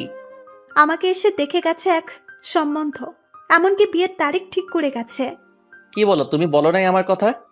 বলছি কিন্তু কেউ আমার কথা কানেই নেয়নি। আচ্ছা তোমার আব্বা আসুক, আমি তোমার আব্বার সাথে চলে আসবো। না, আমি ফ্যামিলির উপরে যেতে পারবো না। আচ্ছা তোমার আব্বা আসুক, দেখি কি করতে পারি। আচ্ছা। আমি সারাদিন দোকানে থেকে রাতে বাড়ি গেলাম। দেখে আব্বা বাড়িতে, মার মুখের অবস্থা ভালো না। আমি বললাম, কি হয়েছে? আমি কত করে বলেছিলাম এখন ওগুলোর প্রয়োজন নেই। তোর আব্বা সেখানে গিয়ে অপমানিত হয়ে এসেছে। তাকে বিয়ে করার জন্য সরকারি চাকরিজীবী ছেলে বসে আছে এবং অলরেডি ডেট তারিখ ঠিক করে ফেলেছে। মেয়েটা আমার সাথে চলে আসতে চাইছিল, কিন্তু আমি অনেক কষ্টে বুঝিয়ে রেখে আসছি। আমি বলার মতো কিছুই খুঁজে পেলাম না। আমি বাইরে বের হয়ে রিয়াকে কল করলাম। রিয়াকে আমাকে ভিডিও কল দিল। দেখি রিয়া কাঁদছে। রিয়া বলল, আমি তোকে ছাড়া থাকতে পারবো না, আমি তোর বাড়িতে চলে আসছি, তোর বাসার ঠিকানা দে। না, এই ভুল করিস না। কেন? তুমি আমাকে চাও না? অবশ্যই চাই। তাহলে এমন করে কথা বলো কেন? আজ পর্যন্ত তোমার হাতটা পর্যন্ত ধরিনি। ভেবেছিলাম বিয়ের পরে একেবারে হাত ধরবো, কিন্তু দেখি এখন আর সেটা সম্ভব না। তোমার কোনো ইচ্ছেই নেই আমাকে পাবার। এই বলে রিয়া শিশুর মতো কাঁদতে লাগলো। অজান্তে আমার চোখ দিয়ে পানি বের হয়ে পড়ল। আমার ভিতরটা কষ্টে পুড়ে যাচ্ছে। তাড়াতাড়ি তোর বাসার ঠিকানা দে, আমি আগামীকাল আসছি, পরে তুই যা করার করিস। আচ্ছা। আমি তোর হাতটা একটিবারের জন্য ধরতে চাই, আমি একটিবারের জন্য তোকে অনুভব করতে চাই। এই বলে রিয়া কাঁদতে লাগলো। আমি বললাম, ঠিকানা টেক্সট করলাম। পার্কের ঠিকানা দিলাম। আর কতক্ষণ পুরনো স্মৃতি মনে করে কিছুক্ষণ কথা বলে ফোন কেটে দিলাম। পরদিন আব্বারে দোকানে রেখে পার্কে গেলাম। গিয়ে রিয়ার জন্য অপেক্ষা করতে লাগলাম। দেখি আফিয়া পার্কে আসলো কয়েকজন ছেলে ফেলে নিয়ে। তারে দেখে মেজাজটা বিগড়ে যায়। তারা দূরের এক বেঞ্চে বসে কথা বলতে লাগলো। একসময় দেখি আফিয়া একটা ছেলেকে চড় দিল। চড় খেয়ে ছেলেটা মাটিতে পড়ে গেল। আফিয়া ছেলেটিকে আরও কি জানি বলল। দেখি রিয়া রিক্সা থেকে নেমে পার্কের ভিতরে প্রবেশ করলো। আমি ইশারা দিলাম। রিয়া আমার কাছে আসলো। এসে আমাকে জড়িয়ে ধরল, ফুপিয়ে কেঁদে উঠল। আমি তার পিঠে হাত রেখে সান্ত্বনা দিতে লাগলাম। আমি রিয়াকে আমার পাশে বসালাম। রিয়া আমার হাত মুহূর্তে হাত ধরলো, আমার কাঁধে মাথা রেখে কাঁদতে লাগলো। আমি তোমাকে হারাতে চাই না। আমিও। চলো না এখন গিয়ে বিয়ে করে ফেলি, পরেরটা পরে হবে। কিন্তু বুঝেছি, তোমারই কোনো ইচ্ছে নেই। শুনেছি সত্যিকারের ভালোবাসা বলে কখনো কাউকে ভয় পায় না। আসলে তুমি আমাকে সত্যিই ভালোই বাসো না। বাসি না বাসলে কি আর এত কিছু করতাম? সবার আগে ফ্যামিলি। যারাই ফ্যামিলির উপরে গিয়েছে তারাই শেষ হয়ে গেছে। কতই না ভালো হতো যদি সারাটা জীবন একসাথে থাকতে পারতাম। এখনো হয়তো সময় আছে। এভাবে আমাকে দূরে থেকে ভালোবেসে যেতে পারবা? হয়তো তোমার এই একটু ভালোবাসা নিয়ে আমি সারাটা জীবন কাটিয়ে দিতে পারবো। কোনো কি উপায় নেই? উপায় আছে, কিন্তু এমনও হতে পারে সেটা বেশি দিন স্থায়ী হবে না। তার চেয়ে ভালো না এমন একটা জায়গায় যাওয়া, সেখানে আজীবন স্থায়ী হওয়া। কিন্তু তুমি প্রমিস করো আজীবন তুমি আমার সাথে সম্পর্ক রাখবা, আমাকে ভুলবা না কোনোদিন। কথা দিলাম তোমার সাথে আজীবন যোগাযোগ রাখবো। মনে করবা আমি তোমার পাশে আছি সব সময়। মনে আছে আমরা দুজন প্রেমে পড়ার আগে কী রকম ছিলাম? ঠিক সেই রকমভাবে আমাদের সারাটা জীবন কাটিয়ে দিব। ওকে, তুমি কোন মেয়েকে বিয়ে করবা সেটা আমি সিদ্ধান্ত নিব। আমার পছন্দ তোমার পছন্দ। আচ্ছা, এখন একটু হাসো। তোমার হাসিটা অনেক দিন ধরে মিস করছি। রিয়া একটা মুচকি হাসি দিল। দূর থেকে যতই বলতাম রিয়া আমাকে দোষারোপ করত আর কোনো অঘটন ঘটিয়ে ফেলতো। কাছ থেকে বুঝিয়ে বলাতে ও কী রকম মেনে নিল। এমন নয় যে আমি রিয়াকে ভালোবাসি না। ধরলাম আমি রিয়াকে বিয়ে করলাম তার ফ্যামিলিকে না জানিয়ে। এক্ষেত্রে রিয়ার কোনো অস্তিত্ব থাকবে না। কোনোদিন শখ করেও নিজের বাপের বাড়ির নাম বলতে পারবে না। যার কোনো অস্তিত্বই নেই তার আবার কিসের স্বপ্ন সুখ? কিছুদিন পর আমি হয়ে যাব তার কাছে নরক। তার চেয়ে ভালো না দূর থেকে দুজনকে ভালোবেসে যাব। আমাদের এরকম মিশিয়ে বসাতে আফিয়া প্রশ্নবোধক মুখ নিয়ে আমাদের কাছে আসলো, বলল, কি মিস্টার দোকানদার, গার্লফ্রেন্ড নাকি? হুম। কিন্তু তোমরা এইভাবে মিশিয়ে বসে আছো কেন? এটা তো পাবলিক প্লেস। আসলে আপু, কিছুদিন বাদে আমার বিয়ে। দুর্ভাগ্যবশত আমার বিয়েটা ইমাদের সাথে হচ্ছে না, তাই ইমাদকে লাস্ট বিদায় জানাতে এসেছি। ভালো, তোমরা দুজন একটু ভিন্ন টাইপের। আপু, কিরকম? আমি যতটুকু জানি কোনো ছেলের গার্লফ্রেন্ডের বিবাহ হলে তাদের বিচ্ছেদের সময় একজন আরেকজনকে গালাগালি, মারামারি, হ্যানত্যান কত কিছু, এমনকি একজন আরেকজনকে খুনও করে ফেলে। আর তোমরা দুজন কি সুন্দর হাসি মুখে দুজন দুজনকে বিদায় দিচ্ছ। হয়তো এর মধ্যে কোনো কল্যাণ আছে। জি আপু। আসলে কি জানো, ভালোবাসার মানুষটিকে বিয়ে না করাই শ্রেয়। কারণ বিয়ে করলে মানুষটি থেকে যায়, কিন্তু ভালোবাসাটা আর থাকে না। কিন্তু আমি ইমাদকে ভালোবাসি। বিয়ের পর ওকে আমি দূর থেকে ভালোবেসে যাব। সেটাই ভালো, তোমরা থাকো, আমি যাই। আফিয়া চলে গেল। আমি বললাম, চলো মার সাথে দেখা করে যাবে। চলো। আমি রিয়াকে বাসায় এনে মার সাথে পরিচয় করিয়ে দিলাম। কি আজব, মার সাথে সেকেন্ডের মধ্যে মিশুক হয়ে গেল। কি কথা লাগিয়ে দিল। যাওয়ার সময় রিয়া মার কাছে দোয়া চাইলো। পরে দোকানে নিয়ে আসলাম। আব্বার কাছ থেকে বিদায় নিয়ে দোয়া চাইলো। পরে বাস স্টেশনে নিয়ে গেলাম। শেষমেশ বিদায়ে রিয়া কেঁদে দিল, আমাকে জড়িয়ে ধরে রাখলো। বাসে উঠিয়ে দিয়ে দোকানে চলে আসলাম। ইচ্ছা করে রিয়ার বিয়ের তারিখটা জানি নাই, কারণ ওই দিনটায় কষ্ট হতো বেশি। এখন মনে হবে রিয়া এখনও আমার জন্য ওয়েট করছে। কষ্ট দূর করার জন্য যতটা সম্ভব রিয়াকে ভুলে থাকাই ভালো। দোকানে আসলে আব্বা বাড়ি চলে গেল। সন্ধ্যা ছুঁই ছুঁই। সন্ধ্যার সময় দেখি কুয়াশা পড়া শুরু করছে। তাড়াতাড়ি বাড়ি চলে যাই। এভাবে অনেক দিন চলে গেল। বিয়ের 1 সপ্তাহ পর রিয়া তার স্বামীর সাথে আমার পরিচয় করিয়ে দিল। তার স্বামীও খুব মিশুক। অল্প কথাতেই দুজন বন্ধুর মতো হয়ে গেলাম। মাঝে মাঝে আমাকে ফোন দিয়ে রিয়া কি পছন্দ করে, কি অপছন্দ করে, এটা সেটা জিজ্ঞেস করে। মানে তাদের সংসার ভালোই চলছিল। এটা দেখে আমি খুব খুশি, কিন্তু আমার মনের ভিতর একটা চিনচিন কষ্ট ভারী দেয়। কারণ রিয়াকে নিজের মতো করে পেলাম না। হয়তো রিয়া সেটা আমার চোখে দেখতে পাই। দেখলে আর কি লাভ? ভাবলাম রিয়ার সাথে আর কোনো সম্পর্ক রাখা যাবে না। তার সাথে কথা বললেই পুরনো স্মৃতি মনে হয়। তখন ভিতর থেকে চাপা কান্না চলে আসে। আস্তে আস্তে রিয়ার কল ইগনোর করতে লাগলাম। এভাবে মাসখানেক চলে গেল। দোকানের মধ্যে এখন আমি বেশি সময় থাকি, কারণ আব্বা বছরখানেক আগে স্ট্রোক করেছিল, যার কারণে বেশি প্রেশার নিতে দেই না। এই 1 মাসের মধ্যে আব্বা পুরো দোকান আমাকে বুঝিয়ে দিয়ে দিল। ভালোই চলছিল দিনকাল। একদিন রাতে ঠিক করলাম রাতে দোকানে কাটিয়ে দিব, কারণ দেরি হয়ে গিয়েছিল। পৌষ মাসের শীত মাত্র পড়েছে, বাইরে কুয়াশা ছাড়া কিছুই নেই। দোকান পরিষ্কার করতেছিলাম, এমন সময় দেখি আফিয়া কোথা থেকে জানি দৌড়ে আসলো। বলল, 1 কেজি তেল দে, আর মুখে দেওয়ার জন্য ভালো ক্রিম দে, আর একটা সুই দে, 1 প্যাকেট নুডলস রাতে সুই দিতে পারবো না। দে দে। আরও কয়েকটা জিনিসের নাম বলল। আজকে সিগারেট চাচ্ছে না। আমি বললাম, সিগারেট দিব না। না রে, ঠান্ডা লাগছে। ও, আমি আস্তে আস্তে সবগুলো জিনিস দিলাম আর বলল, কত টাকা হয়েছে? 950 টাকা। আফিয়া আমাকে একটা 1000 টাকার নোট দিল। টাকাটা হাতে নিয়ে আমি টাকার কোড নাম্বারের দিকে তাকালাম। আমি সবসময় কারো কাছ থেকে বড় টাকার নোট পেলে অথবা দিলে আমি কোড নাম্বারটা দেখে নিই, যাতে উনি অস্বীকার করতে না পারে অথবা জাল বলে ঝামেলায় ফেলতে না পারে। ওই দিন আফিয়া একটা 1000 টাকা নোট দিয়েছিল। ওই দিন আমি কোডটা ভালো করে দেখেছিলাম, কারণ আফিয়া এমনিতেই তেরা টাইপের মেয়ে। কিন্তু খেয়াল করে দেখলাম ওই দিন যে টাকা দিয়েছিল সেই টাকার লাস্টের কোড আর আজকের টাকার লাস্টের কোড এক। ওই দিন টাকা ছিনতাই হয়ে গিয়েছিল, সেই ছিনতাই করা টাকার মধ্যে আফিয়ার দেওয়া ওই টাকাটা ছিল। দুর্ভাগ্যবশত আফিয়া আজকে আমাকে এই টাকাটা এনে দিল। তার মানে ওই দিন ছিনতাইটা আফিয়া করছিল, হয়তো সে করেনি, অন্য কাউকে দিয়ে করিয়েছে। মহান আল্লাহর কি লীলা খেলা। আফিয়া বলল, কে তো দেখছিস, আমাকে বিদায় কর, বাসায় যেতে হবে।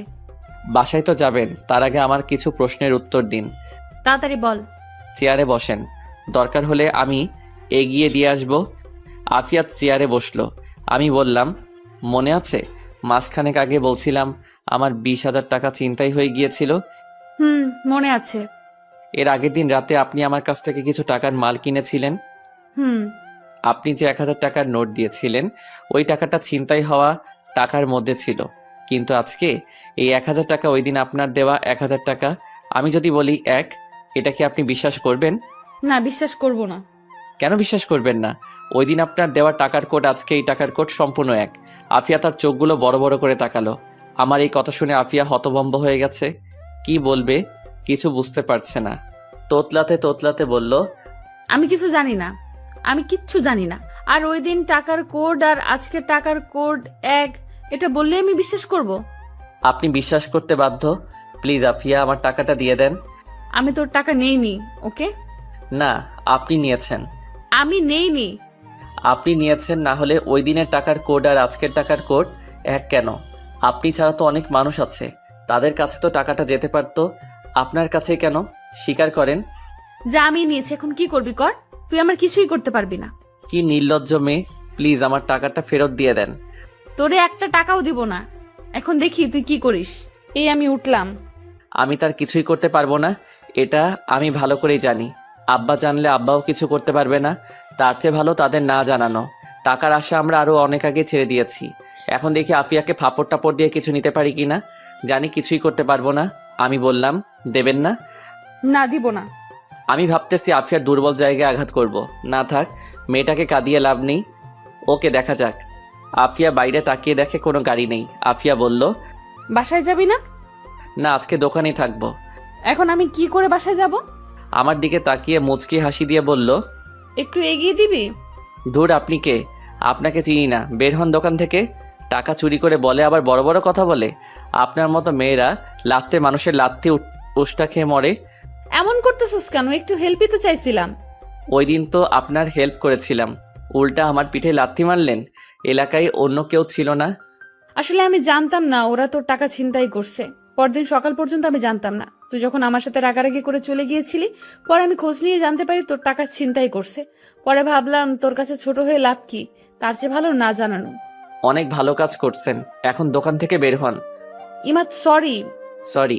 আমি বুঝি না, আমি টাকা ফেরত চাই। 20,000 টাকা কামানো খুব কষ্ট, চোররা টাকার মর্যাদা কি বুঝবে?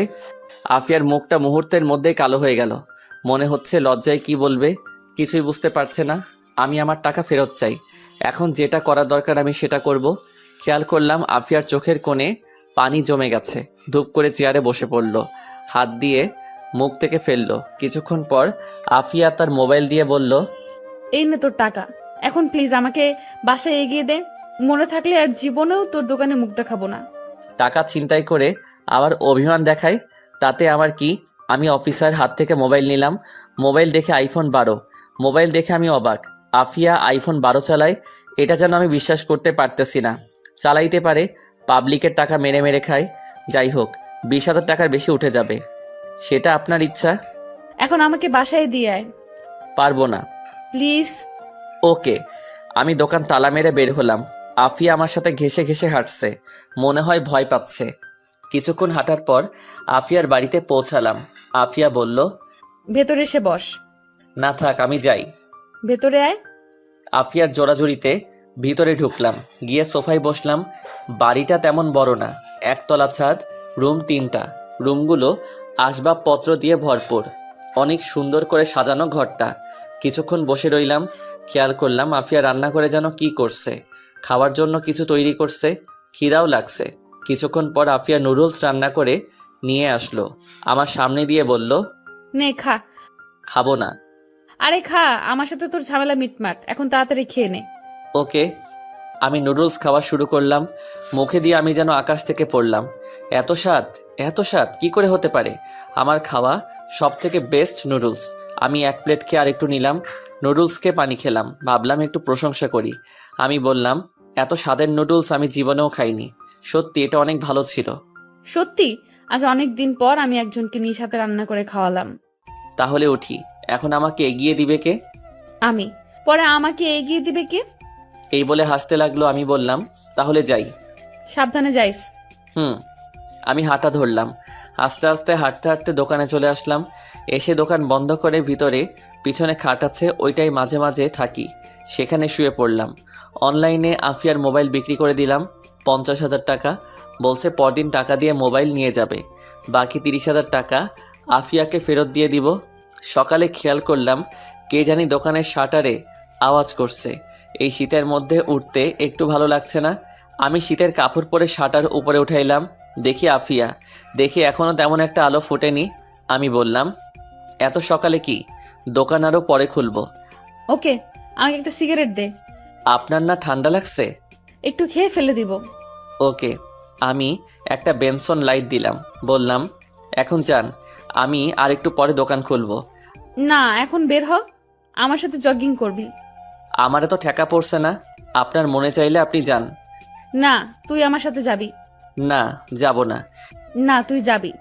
এই বলে আমাকে আফিয়া শার্টের কলার ধরে দোকান থেকে বের করলো। বলল, দোকান তালা মার। আমি দোকান তালা মেরে আফিয়ার পাশাপাশি হাঁটতে লাগলাম। আফিয়া সিগারেট ফেলে দিল, বলল, তুই সিগারেট খাস না? না। ভালো। আফিয়া হাঁটতে হাঁটতে নদীর পাড়ে নিয়ে আসলো। কুয়াশার কারণে কিছু দেখা যাচ্ছে না। আমি বললাম, এত শীতের মাঝে কি জন্য নিয়ে আসলেন? কি আরামের ঘুমের মধ্যে ছিলাম। আমার আজান দেওয়ার আগেই ঘুম ভেঙে যায়, পরে আর ঘুম ধরে না, তাই বাইরে চলে আসি। আপনার জগিং করার কি দরকার? আপনার তো স্লিম ফিগার, মানে একদম পারফেক্ট। থুর, তুই যে কি বলিস, চল ওই দিকটা যাই। চলেন। আমি আর আফিয়া কিছুক্ষণ হাঁটাহাঁটি করে দোকানে চলে আসলাম। আফিয়া বাড়িতে চলে গেল। আমি দোকান খুলে বসলাম। কিছুক্ষণ পর আব্বা আসলো। আমি বাড়িতে চলে আসলাম। এসে খাওয়া দাওয়া করে আবার দোকানে যেতে লাগলাম রিক্সা দিয়ে। আফিয়ার বাড়ির রাস্তার মোড়ে এসে দেখি আফিয়া দাঁড়িয়ে আছে। আমাকে দেখে থামতে বলল। রিক্সা থামালো। আফিয়া বলল, মামা আমিও যাব। আরে আপনি কি করে উঠবেন? ভাই, আপনি অন্য রিক্সা নিয়ে চলে যান, আপা যেখানে যাবে আমি দিয়ে আসি। আরে কি বলেন, আমাকে দোকানে নিয়ে আসেন। আফিয়া হেসে বলল, অসুবিধা নেই, আমরা শেয়ার করে বসছি। আরে না, আপনি যান, আমি অন্য রিক্সা দিয়ে আসছি। চুপচাপ বস, আমার হাত ধর। এই বলে আফিয়া তার হাত বাড়ালো। আমি অনিচ্ছা সত্ত্বেও আফিয়ার হাত ধরে টান দিয়ে আমার পাশে বসালাম। আমাদের দুজনকে এভাবে দেখে মানুষ আর চোখে তাকাতে লাগলো। আমি লজ্জায় মুখ ঢেকে ফেললাম। কিছুক্ষণের মধ্যেই দোকানে পৌঁছালাম। দুপুরের খাবার নিয়ে এসেছি। আমি আসলে আব্বা চলে গেল। আফিয়া আরও আগে নেমে গিয়েছে। ঘন্টাখানেক পর দেখি আফিয়া আমার দোকানের পাশে দাঁড়িয়ে কয়েকটি ছেলের সাথে কথা বলছে। তাদের মধ্যে দোকানে একটা মেয়ে কাস্টমার আসলো। বলল, একটা নম্বর লেখেন, 01752445। আচ্ছা থাক থাক, এখনকার যুগে ফ্ল্যাক্সি লোড করেই শান্তি পাই না, একটা মিনিট কাট দেন। মানে? নাম্বার দিলে পরে আবার এই নাম্বারে ফোন দিয়ে চালাতন করবে। আপনাদের মতো ছেলেদের আমার চেনা আছে, আপনারা সুন্দরী মেয়ে দেখলেই মাথা ঠিক থাকে না। দেন, মিনিট কাট দেন। সব কিছুই ঠিক ছিল, তোর নাম্বার দিতে অসুবিধা, তুই মিনিট কার্ড নিবি ভালো কথা। তুই এসব আলতু ফালতু প্যাচাল পারস কেন? মেজাজটা সাথে সাথে গরম হয়ে যায়। আমি বললাম, মিনিট কার্ড আপনার কাছে বিক্রি করব না, অন্য কোনো দোকান থেকে নেন। মিনিট কাট নেই মানে? ও বুঝেছি, আমার নাম্বারটা চাস, যেটা তুই আমাকে সরাসরি বললেই চলতো। এমনিতেই তুই একটু হ্যান্ডসাম, তোরে দেওয়াই চাই। আমার মতো সুন্দরী মেয়েদের পিছনে ছেলেরা লাইন ধরে দাঁড়িয়ে থাকে। আচ্ছা নে, নাম্বারটা তোল।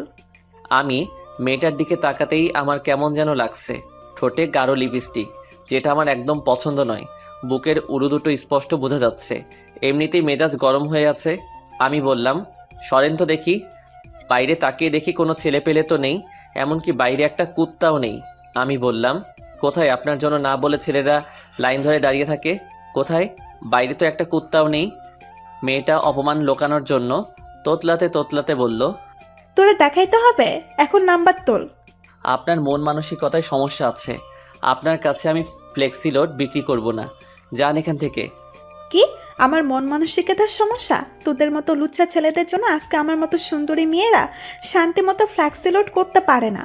ওকে ফাইন, আপনি ফ্লেক্সিলোড কইরেন না। আমাদের চিল্লাচিল্লির আওয়াজ শুনে আফিয়া দোকানে আসলো আর বলল, কি হয়েছে? এই মেয়ে, তুমি কে? ওর সাথে ঝামেলা করছো কেন? ঝামেলা করব না তো কি করব? লুচ্চা একটা। আফিয়া আপনি শোনেন। উনি এসে বলেন নাম্বার লিখতে, কিন্তু নাম্বার না দিয়ে উনি বলেন আমি বলে আবার ফোন করে ডিস্টার্ব করব। আমি বলে লুইচ্চা আরও কত কিছু বলল। আফিয়া ঠাস ঠাস করে মেয়েটার গালে চড় দিল। বলল, তোর সাহস তো কম না? তুই কি করে ইমাদকে লুচ্চা বলিস? তোর নম্বর দিতে এতই প্রবলেম, তাহলে ফ্ল্যাক্স লোড করতে আসছিস কেন? আপনার সাহস তো কম না? আপনি কি করে আমাকে চড় মারলেন? জানেন আমি কে? আমি এই এলাকার চেয়ারম্যানের মেয়ে। আব্বারে বললে আপনাদের সবগুলোকে এখন ফুগে পাঠাবে। এক্ষুনি তোর আব্বারে ফোন দে। ও তোর মোবাইলে তো ব্যালেন্সই নেই। দাঁড়া, আমি কল দিচ্ছি। এই বলে আফিয়া কাকে যেন কল করলো। ফোন ধরলে বলল, কেমন আছেন আঙ্কেল? আপনার মেয়ের নাম যেন কি? ও এখানে একটু ঝামেলা করছে, ওকে একটু বোঝান তো। এই নে মোবাইল ধর। মেয়েটা মোবাইল ধরলো। কতক্ষণ কথা বলে বলল, লাস্টে বলল আচ্ছা। সরি আপু, কিছু মনে করবেন না, আসলে আমি একটু বেশি বাড়াবাড়ি করে ফেলেছি। ইমাদ, সরি, আমি চাই। নেক্সট টাইম এই এলাকায় সাবধানে চলাফেরা করবি। যাও। ওকে আপু। এই বলে মেয়েটা চলে গেল। আফিয়া ছেলেগুলোর সাথে দুই একটা কথা বলে দোকানে এসে বসলো। আসলে তুই তো লুচ্চাই। মানে আমাকে কোন দিক দিয়ে লুইচ্চা মনে হয়? অনেক দিক দিয়ে। যাই হোক, মেয়েটাকে মারা আপনার ঠিক হয়নি। আমি তোর জন্য মেয়েটাকে মারলাম আর তুই বলিস ঠিক হয়নি? হুম। সিগারেট দে একটা। না দিব না, আপনার সিগারেট খাওয়া বন্ধ। তুই বলছিস যা, আর খাবো না। সত্যি? আমার জন্য আপনি কেন সিগারেট খাওয়া ছেড়ে দিবেন? জানি না। খাওয়া দাওয়া করছেন? না। চলেন খাওয়া দাওয়া করি। না, তার চেয়ে ভালো তুই আমার বাসায় চল যাই, সেখানে খাওয়া দাওয়া করে চলে আসিস। না, আজকে টাইম শর্ট, আরেক দিন। ওকে, তুই খাওয়া দাওয়া কর, আমি বাড়ি যাই, রাতে কিছু জিনিস লাগবে। এই রিক্সা। আফিয়া রিক্সা দিয়ে চলে গেল। আমি খাওয়া দাওয়া করে রাত 9টা পর্যন্ত বেচাকেনা করলাম। এর মধ্যে আফিয়ার মোবাইলটা নিয়ে গেল টাকা দিয়ে। ভাবতাছি বাকি টাকা কি আফিয়াকে দিয়ে দিব নাকি আফিয়ার জন্য আরেকটি মোবাইল কিনে দিব। ধুর, ওর টাকা ওকে দিয়ে দিব। এখন বের হব বাড়িতে যাওয়ার জন্য। এমন সময় আফিয়া আসলো আর বলল, 5 কেজি চাউল দে। এখন কিছু দিতে পারবো না, দোকান বন্ধ করে ফেলবো, আগামীকাল নিয়েন। এখন দে। ওকে, আর কিছু লাগলে তাড়াতাড়ি বলেন। আফিয়া আরও কিছু জিনিসপত্র বলল, সেগুলো দিলাম। কত টাকা বিল হলো বললাম, সেগুলো দিলাম। আফিয়া টাকা দিল। আমি বললাম, আপনার আইফোন বিক্রি করেছি, এই নেন আপনার বাকি 30,000 টাকা। তোরে কে বলছে বিক্রি করতে? আমি তোর টাকা দিয়ে মোবাইল নিতাম। আপনি কবে টাকা নিয়ে আসবেন সেই আশায় আমি বসে থাকবো, এখন টাকা নেবেন? না, তাহলে আগামীকাল আমাকে মার্কেটে নিয়ে গিয়ে মোবাইল কিনে দিবি। আমার টাইম নেই, ধরেন আপনার টাকা। এখন কি করবেন আপনি জানেন। তুই আমাকে নিয়ে যাবি, এটা আমার পরিষ্কার কথা। আচ্ছা দেখি। আমি তাড়াতাড়ি দোকান থেকে বের হলাম, কারণ বাইরে একটা রিক্সা দাঁড় করিয়ে রাখছিলাম। আমি আগে গিয়ে রিক্সায় উঠে পড়লাম। আফিয়া বলল, আমি এত কিছু নিয়ে কি করে যাব? আপনি থাকেন, আমাকে দিয়ে আপনাকে নিয়ে যাবে। কি অকৃতজ্ঞ ছেলে রে তুই! একটা মেয়েকে তুই এভাবে ফেলে চলে যাবি? এর চেয়ে বেশি আর কী বা করতে পারি? তুই জানিস তোর যে এখন এখান থেকে হেঁটে যেতে হবে? জানি। তাহলে চল একসাথে শেয়ার করে যাই। না, আপনি যান, আমি পরে আসছি। এই বলে আমি রিক্সা থেকে নেমে গেলাম। আফিয়ার জিনিসপত্রগুলো উঠালাম। আফিয়া রিক্সায় উঠে বসলো।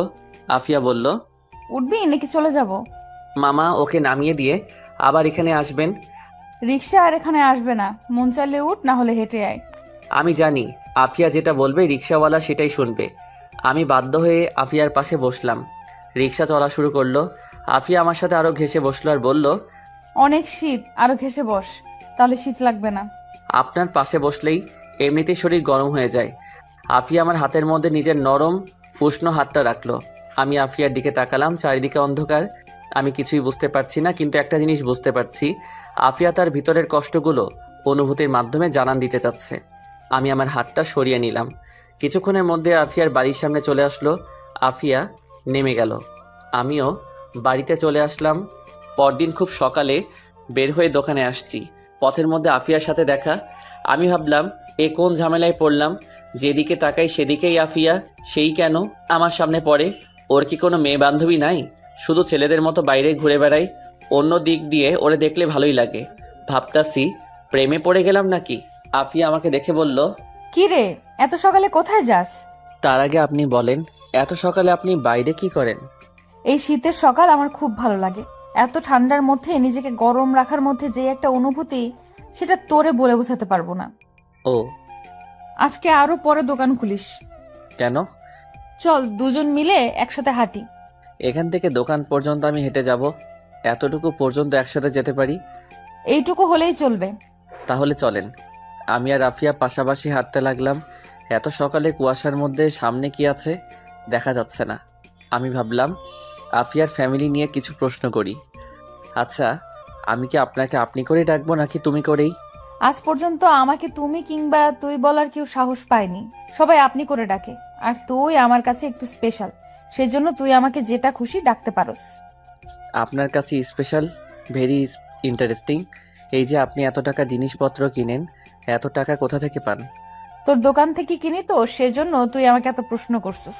আজ থেকে তোর দোকানের মুখই দেখবো না। আচ্ছা, আমার দোকানের মুখ দেখেন না, তার আগে এটা বলে যান এত টাকা কোথায় পান? আব্বা ব্যাংকে কিছু টাকা রেখে গিয়েছিল, এই টাকার লাভ নিয়ে চলি। আর ধান্দা তো আছে। বয়ফ্রেন্ড কয়টা? দেখছ আমার হাত, একটা চড় দিব।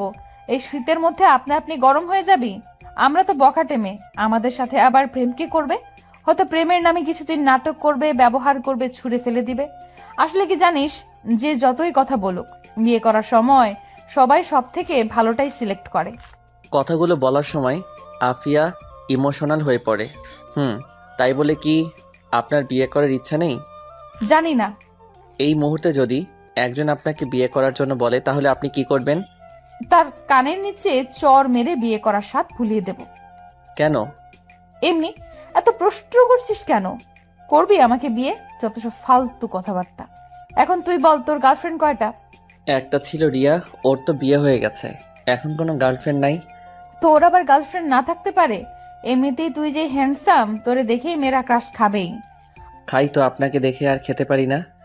ওকে, যদি তোর সাথে কোনো মেয়েকে দেখি, মনে করবি তুই মেয়েটাকে জীবনের লাস্ট বার দেখলি। আমি আফিয়ার কানে কানে গিয়ে বললাম, যদি ওই মেয়েটা তুমি হও। এই বলে আমি জোরে হেঁটে দোকানে চলে আসলাম। পিছনে তাকিয়ে দেখি আফিয়া তখনও সেখানে ঠাই দাঁড়িয়ে রইল। হয়তো এটা নিজের কানে বিশ্বাস করতে পারছে না। আফিয়ার জন্য আমার ভিতরে ভিতরে একটা ফিলিংস কাজ করত। তার সাথে বেশি চলাফেরা করি সেজন্য নাকি ও সবসময় আমার চোখের সামনে থাকে সেজন্য, আমি জানি না, কিন্তু ওকে কেন জানি আমার মন চাই। হয়তো আমি তার প্রেমে পড়ে গেছি, কিন্তু একটা বখাটে মেয়ের প্রেমে পড়লাম। বখাটে হয়তো কি হয়েছে, মেয়ে তো, এখন আমার নিজেরই করে নিতে হবে।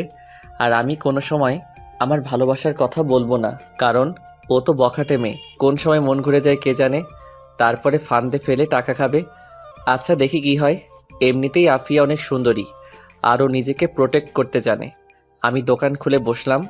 দেখি আফিয়া আসলো, বলল, মোবাইল কিনতে কখন যাবি? আব্বা দোকানে আসুক তারপর দেখি। এই বলে আফিয়া হাসি দিল। হাসিটা আমার বুকে তীরের মতো বেদ করলো। আমি বললাম, এখন কোথায় যাবেন? বাসায়। বাসায় থাকবেন, আমি এসে নিয়ে যাব। এই বলে আমি আফিয়া চলে গেল। আমি বেচাকেনায় মনোযোগ দিলাম। একটানা 10টা পর্যন্ত বেচাকেনা করলে আব্বা আসলো। আমি বাড়িতে চলে আসলাম। এসে খাওয়া দাওয়া করে রেডি হয়ে আফিয়ার বাসার সামনে গেলাম। গিয়ে দরজায় টোকা দিলাম। একটু পর দরজা খুললো। দরজা খুললে আফিয়ার দিকে আমি আর চোখ সরাতে পারছি না। এটা আমি কি দেখছি? দেখি আফিয়া একটা লাল শাড়ি পরছে, চুলগুলো খোলা, ঠোঁটে লিপস্টিক, একেবারে আমার সামনে যেন জ্যান্ত পরি দাঁড়িয়ে আছে। আফিয়া লজ্জা পেয়ে মাথা নিচু করে বলল, কিভাবে দেখতেছস? আমরা শুধু একটা মোবাইল কিনতে যাব, এইভাবে সাজার কোনো মানে আছে? এমনি সাজলাম, অনেকদিন ধরে সাজি না। আজকেই কেন? অন্য কোনো দিন সাজতেন। আজকেই। ওকে, মোবাইল কোনো চয়েস নেই, আমি যেটা কিনে দিব ওইটাই নিতে হবে। এখন চল যাই। আফিয়া আর আমি একসাথে হেঁটে রাস্তায় আসলাম। ওইখান থেকে রিক্সা নিয়ে দুজনে এক রিক্সায় উঠলাম। উঠে মার্কেটের উদ্দেশ্যে রওনা দিলাম।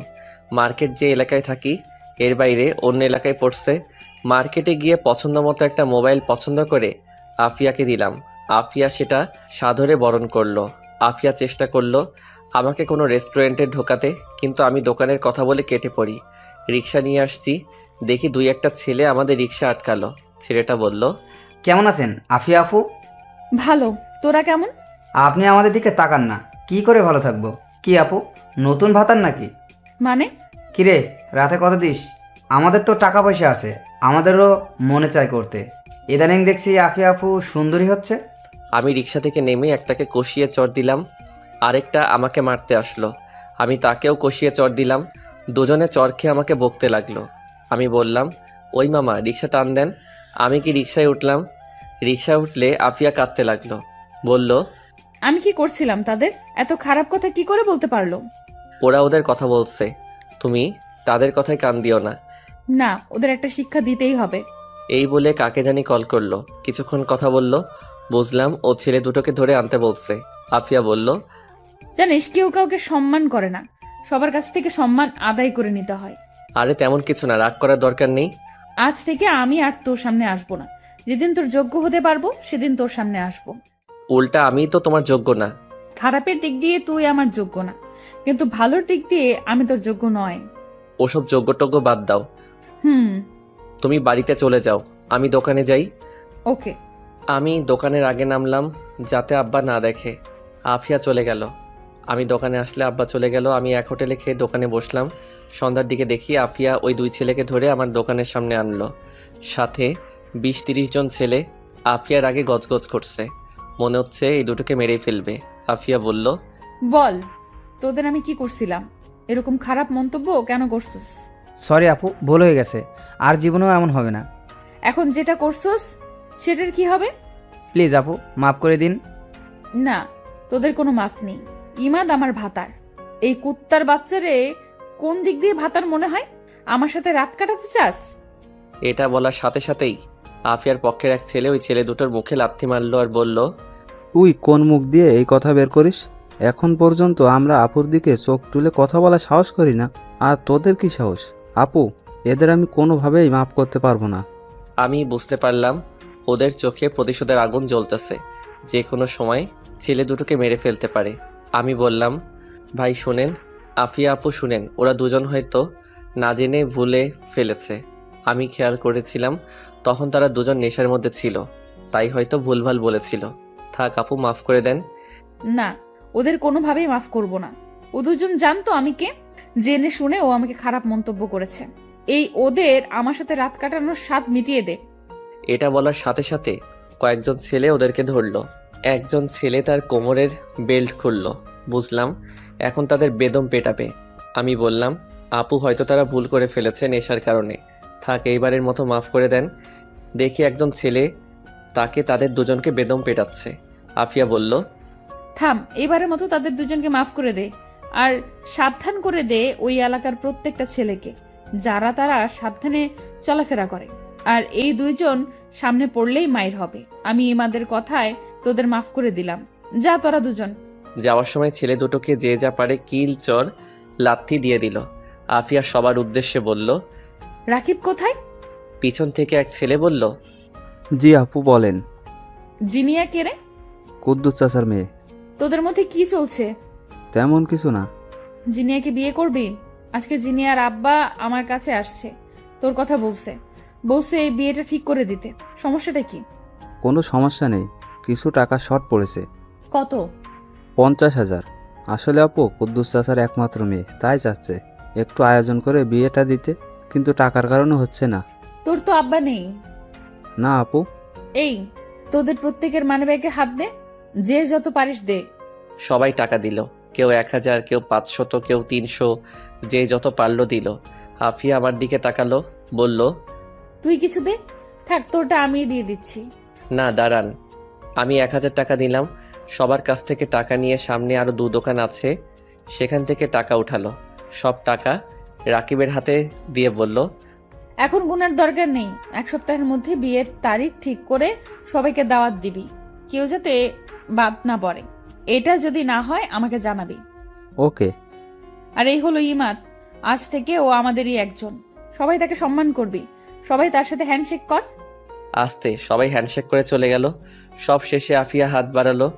আমি বললাম, না, আপনার সাথে হ্যান্ডশেক করব না। কেন? এমনি মনে চায় না। আফিয়া দোকানের ভিতরে এসে বলল, একটা ঠান্ডা দে।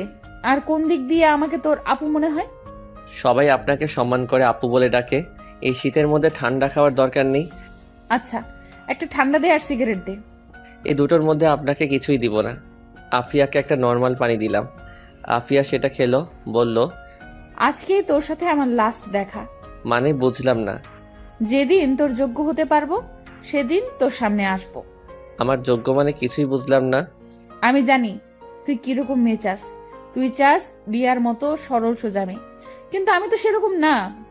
দূর রাখেন তো, আপনি যেরকম হন তাতে আমার কিছু যায় আসে না। তোরে আমি ঠকাতে চাই না।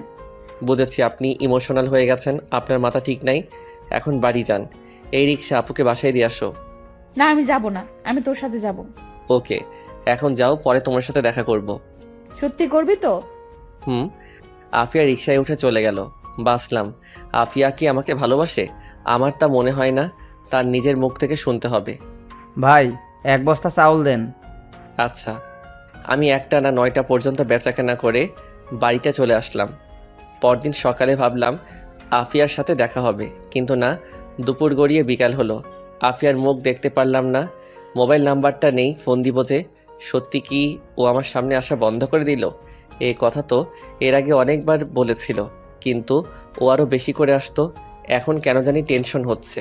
ধুর, হয়তো কোনো কাজে আটকে গেছে, আসবে বোধহয়, কিন্তু না, 2 দিন হয়ে গেল আসেনি। না, এখন তাকে খুঁজে বের করতে হবে। আরে, ওর বাড়ি তো এখানেই, বাড়িতে গিয়ে দেখে আসতে হবে। আমি রাতে দোকান বন্ধ করে আসার সময় আফিয়ার বাড়িতে গেলাম। তখন বাজে 10টা ছুঁই ছুঁই। আমি আফিয়ার বাড়ির দরজায় টোকা দিলাম, খুলছে না।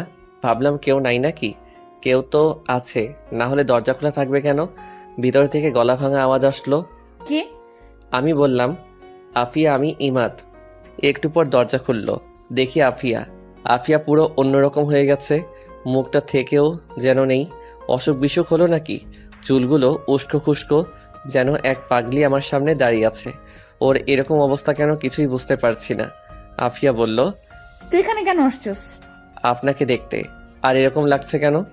সেটা তোর জেনে লাভ কি? এরকম করছেন কেন? দেখি, এই বলে আমি আফিয়ার কপালে হাত দিলাম। যেটা বুঝলাম, আফিয়ার শরীরে প্রচণ্ড জ্বর। আফিয়া বলল, হাত সরা, তোর সাহস তো কম না। তুই কোন সাহসে আমার শরীরে হাত দিস? তুই জানোস না তোর এই হাত আমি ভেঙে ফেলতে পারি? আমি বুঝতে পারছি আফিয়া আমার উপর রাগ করছে। হয়তো তাকে দেখতে না আসায় আমার উপর অভিমান করছে। আচ্ছা সরি, আমি চলে যাচ্ছি, কিন্তু আপনার হাতের নুডলসটা খেতে খুব মন চাচ্ছে। আচ্ছা বাদ দিন, আমি যাই। ঠেকা পড়ছে তোর নুডলস খাওয়াতে। সেটাই। আচ্ছা যাই, সকালে আসবো। তোর আর আশা লাগবে না, আর তুই আমার সামনে আসবি না।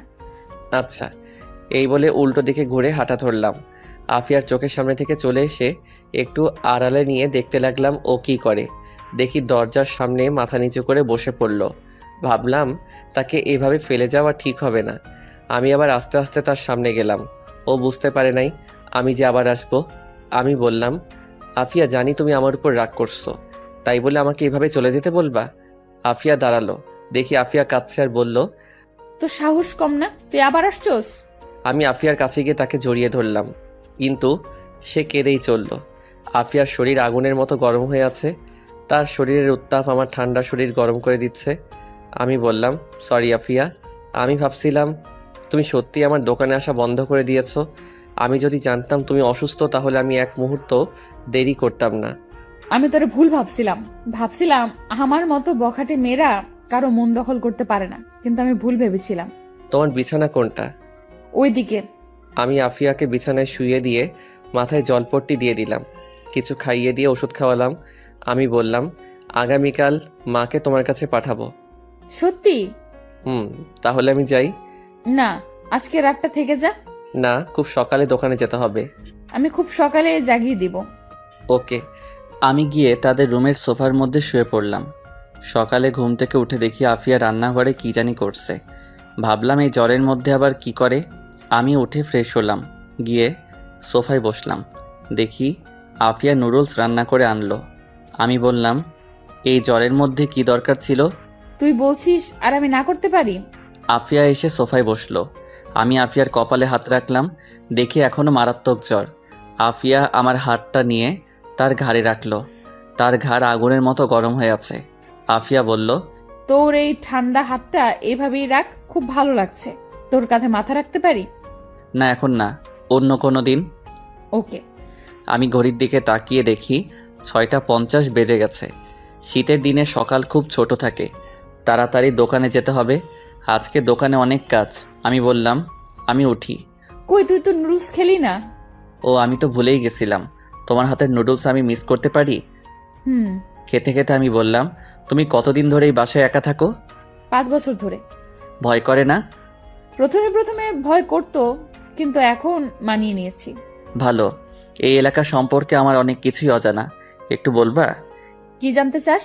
এই এলাকাটা এত নির্জন কেন? আর সকল মানুষ তোমাকে ভয় পায় কেন? তেমন কোনো কারণ নেই। এই এলাকার মানুষগুলোই অন্যরকম। সন্ধ্যার পরে তারা বাইরে ঘুরোঘুরি করতে পছন্দ করে না, কারণ তারা স্ত্রীর প্রতি অনুগত। তারা ফ্যামিলিকে সময় দিতে পছন্দ করে। তুই দেখ, পাশের এলাকার রাত 12টা পর্যন্ত রাস্তাঘাটে প্রচুর মানুষ। এই কারণেই এলাকাটা নির্জন।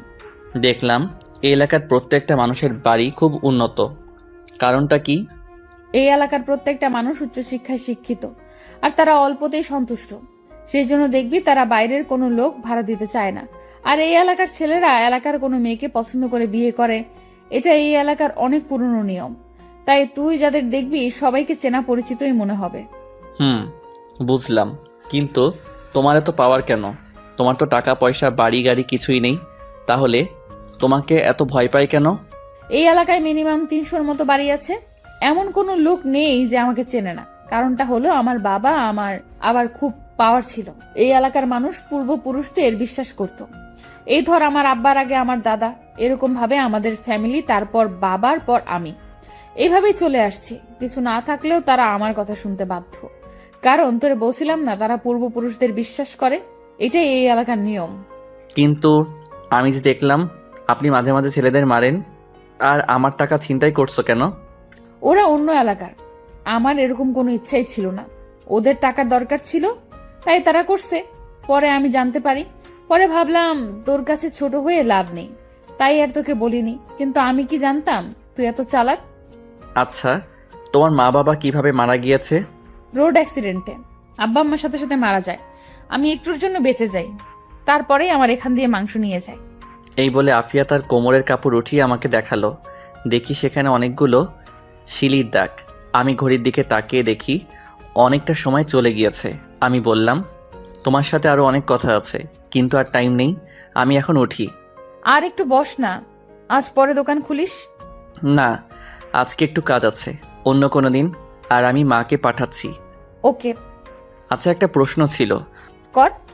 ধরো এখন আমি তোমার ঘর থেকে বের হলাম, এখন কেউ দেখলো, পরে সে কি ভাববে? কিভাবে বল? ভাববে আমরা দুজন একসাথে এক বাড়িতে কি করছি। আফিয়া উঠে আমার পাশে বসলো, বলল, কি করছি বল? কি আর ভাববে বল? থাক, কিছু না। না, বল। এই বলে আফিয়া আমার সাথে ঘেঁষে বসলো। তার শরীরের উত্তাপ আমি টের পাচ্ছি। আমি বললাম, তুমি জ্বরে পড়ে যাচ্ছ, যাও গিয়ে শুয়ে থাকো। যাচ্ছি, দুপুরে আবার আসবি আর রাতে আসবি। ইস, আমি যেন তার জামাই, রুটিন করে আসতে হবে। এই কি বললি? দাঁড়া, তোরে দেখাচ্ছি মজা। তোমার মজা দেখানোর আগে আমি পালাই। এই বলে আমি আফিয়ার ঘর থেকে বের হয়ে আসি, সোজা দোকানে আসি। 10টা পর্যন্ত দোকানে বসলাম। তারপর আব্বা আসলো, আমি বাড়িতে চলে আসলাম। খাওয়ার সময় মাকে বললাম, আফিয়ার নামের কাউকে চিনো? চিনি বোধ হয়। কেন? শিওর করে বলো। চিনি। কে? রোড অ্যাক্সিডেন্টে মারা গেছে মিলন সাহেবের একমাত্র মেয়ে আফিয়া। এই মেয়ে এখন এলাকায় কি জানি বলে, বস নাকি ডন বলতে পারি না। এই মেয়ের পাল্লায় ভুলেও পড়বি না, এসব বখাটে মেয়ে, তোরে ধরলে আর ছাড়বেই না। আমি ভাবলাম মা তো দেখি আমার থেকে এক লাইন আগে থেকে আমাকে সাবধান করে দিচ্ছে। এখন কি বলবো? কেন? আফিয়া দেখি আমার সাথে খুব ভালোভাবে কথা বলে। এসব মেয়েদের মুখে অনেক রস থাকে, পরে কখন যে কি করে সব উধাও বানিয়ে ফেলে। সবাই কি আর এক? আমার কি মনে হয় জানিস, এই টাকা একমাত্র আফিয়াই নিয়েছে। আমি ভাবলাম দেখি মার মনে কি আছে। তোমার এই কথা কেন মনে হচ্ছে? শোন, এই এলাকায় একটা সাইরেন আছে, কেউ যদি কোনো বিপদে পড়ে তাহলে সেই সাইরেনটা বাজাতে পারত, কিন্তু এখন আর সেটা নেই। এখন সাইরেন বাজানোর অনুমতি শুধু আফিয়া আর 2-1 জনের কাছে আছে। এখন সেই সাইরেনের কথা মানুষ ভুলেই গেছে। তো মা এখন আফিয়া চিন্তাই করছে কোথায়? এটা সে উঠায় নেয়, কারণ এখন সে যাতে ছিনতাই করতে পারে। আফিয়া চিন্তাই করছে এবং মা অলরেডি আফিয়া এই টাকাও দিয়ে দিয়েছে। কি বলিস? শুনো, আমি ওই দিনের ঘটনা মাকে সম্পূর্ণ খুলে বললাম। মার চোখ তো কপালে উঠে গেছে। মা বলল, এত কিছু হয়ে গেল আর তুই আমাদের জানাসনি কেন? আমি চাইনি আফিয়া তোমাদের কাছে ছোট হোক। তার ছোট হওয়াতে তোর কি? এই দাঁড়া, আমি যেটা ভাবছি সেটা না তো। একদম না মা, আফিয়া কিছুদিন ধরে প্রচণ্ড জ্বর ঠান্ডায় ভুগছে। যাও গিয়ে একটা নজর দেখে আসো। আমার ঠেকা পড়ছে একটা বখাটে মেয়ের বাড়িতে যেতে। দেখো, এই মেয়ে কিন্তু এই এলাকার ডন, ও যেটা বলবে সেটাই হবে।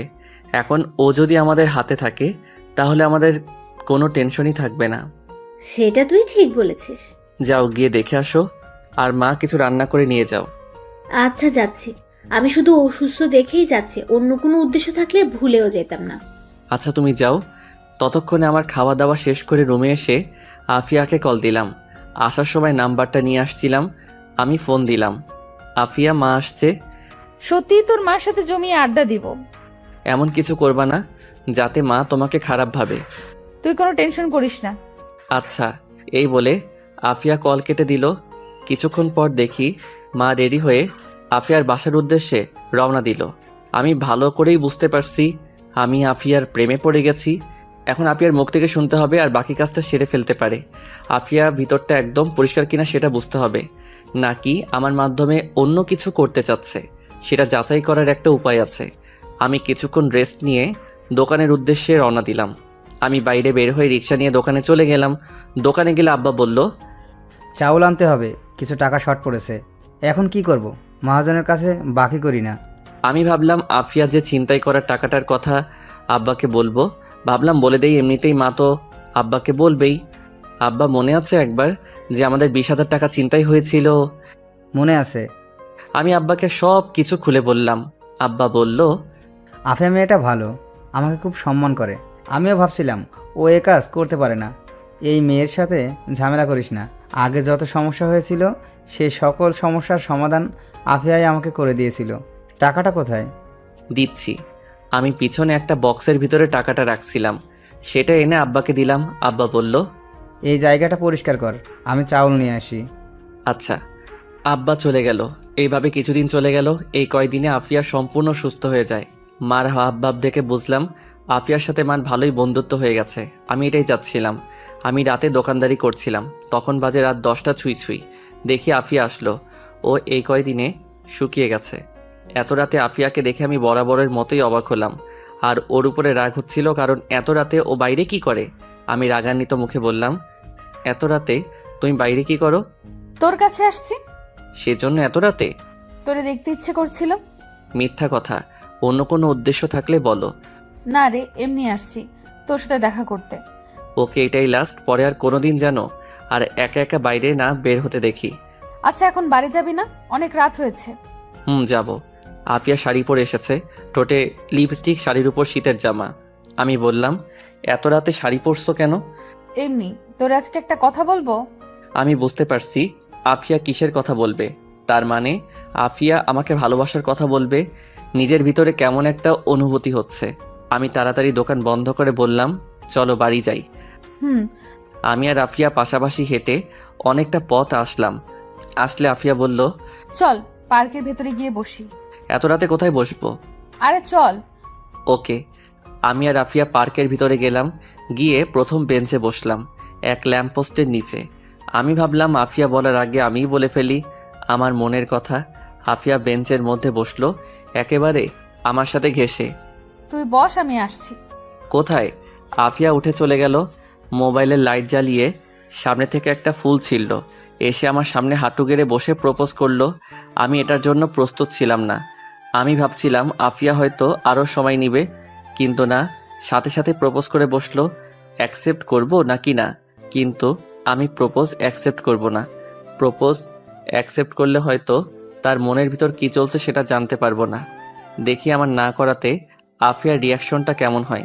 যদি দেখি তেমন একটা রিয়াকশন করে নাই, তাহলে বুঝবো ও অন্য কোনো উদ্দেশ্যে আমাকে প্রপোজ করছিল। আমি না করাতে সেটা ব্যর্থ হয়েছে।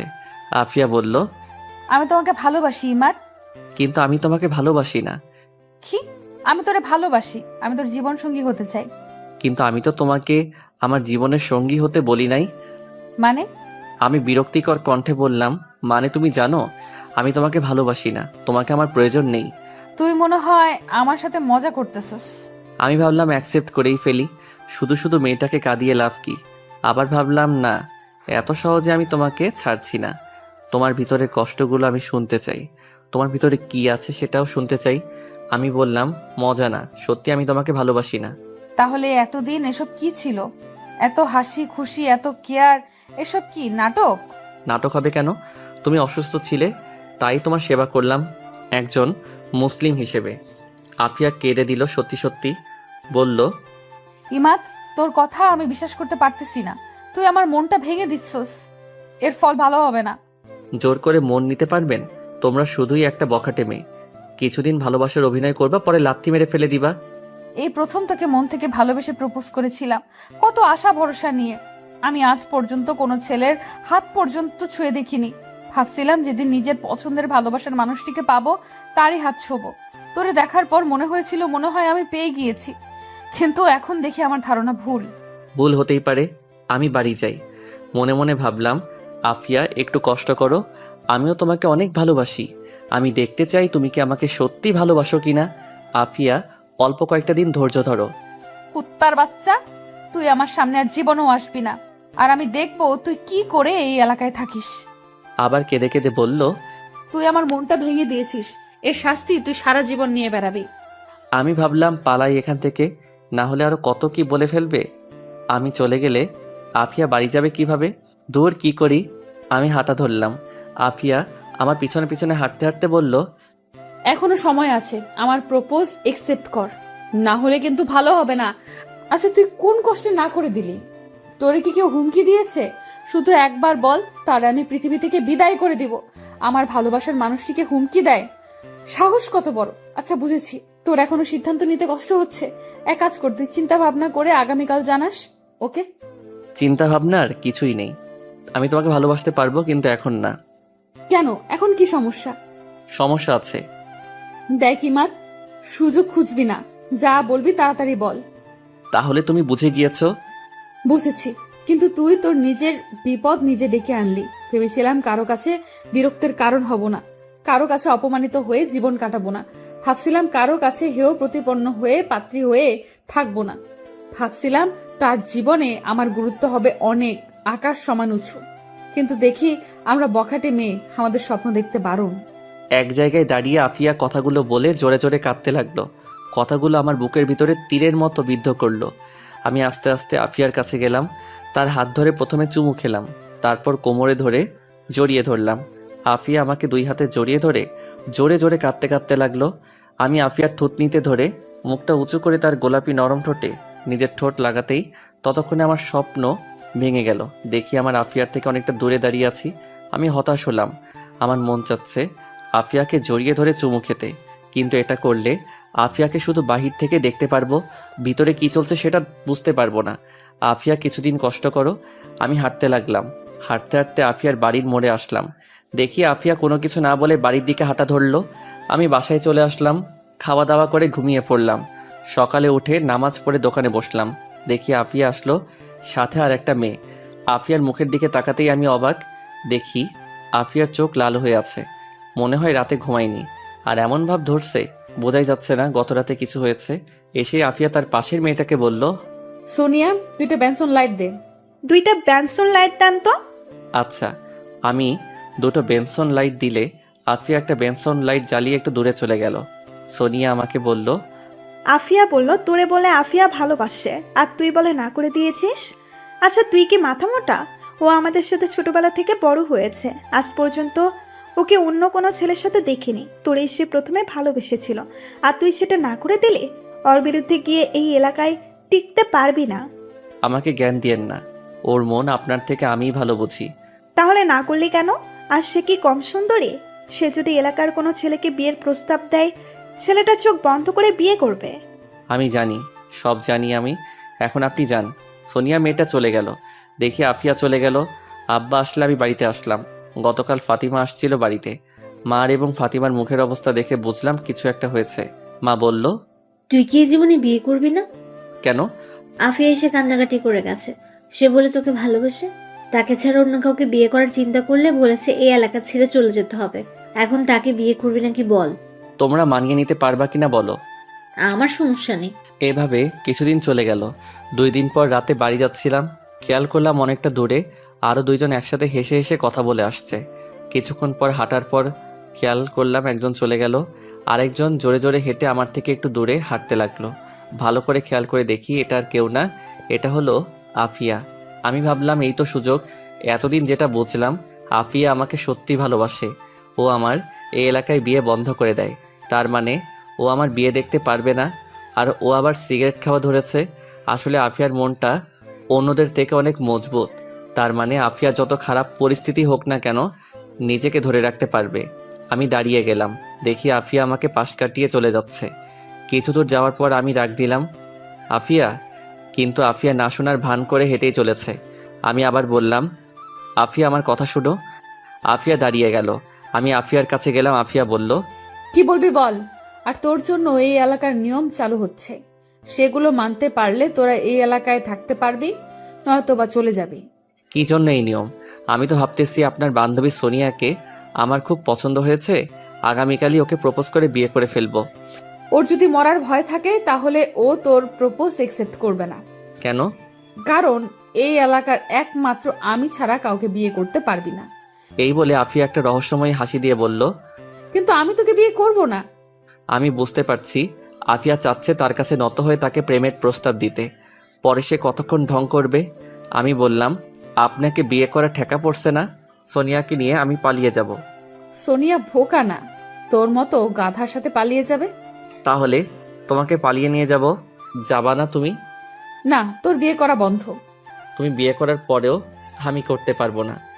তখন আমি ভেবেচিন্তে সিদ্ধান্ত দিব। কেন তুমি এভাবে আমার জীবনটা নষ্ট করবে? প্লিজ আমাকে ছেড়ে দাও।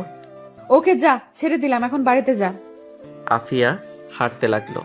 আমি আফিয়ার হাত ধরলাম, কিন্তু আফিয়া জোর করে ছাড়িয়ে নিল।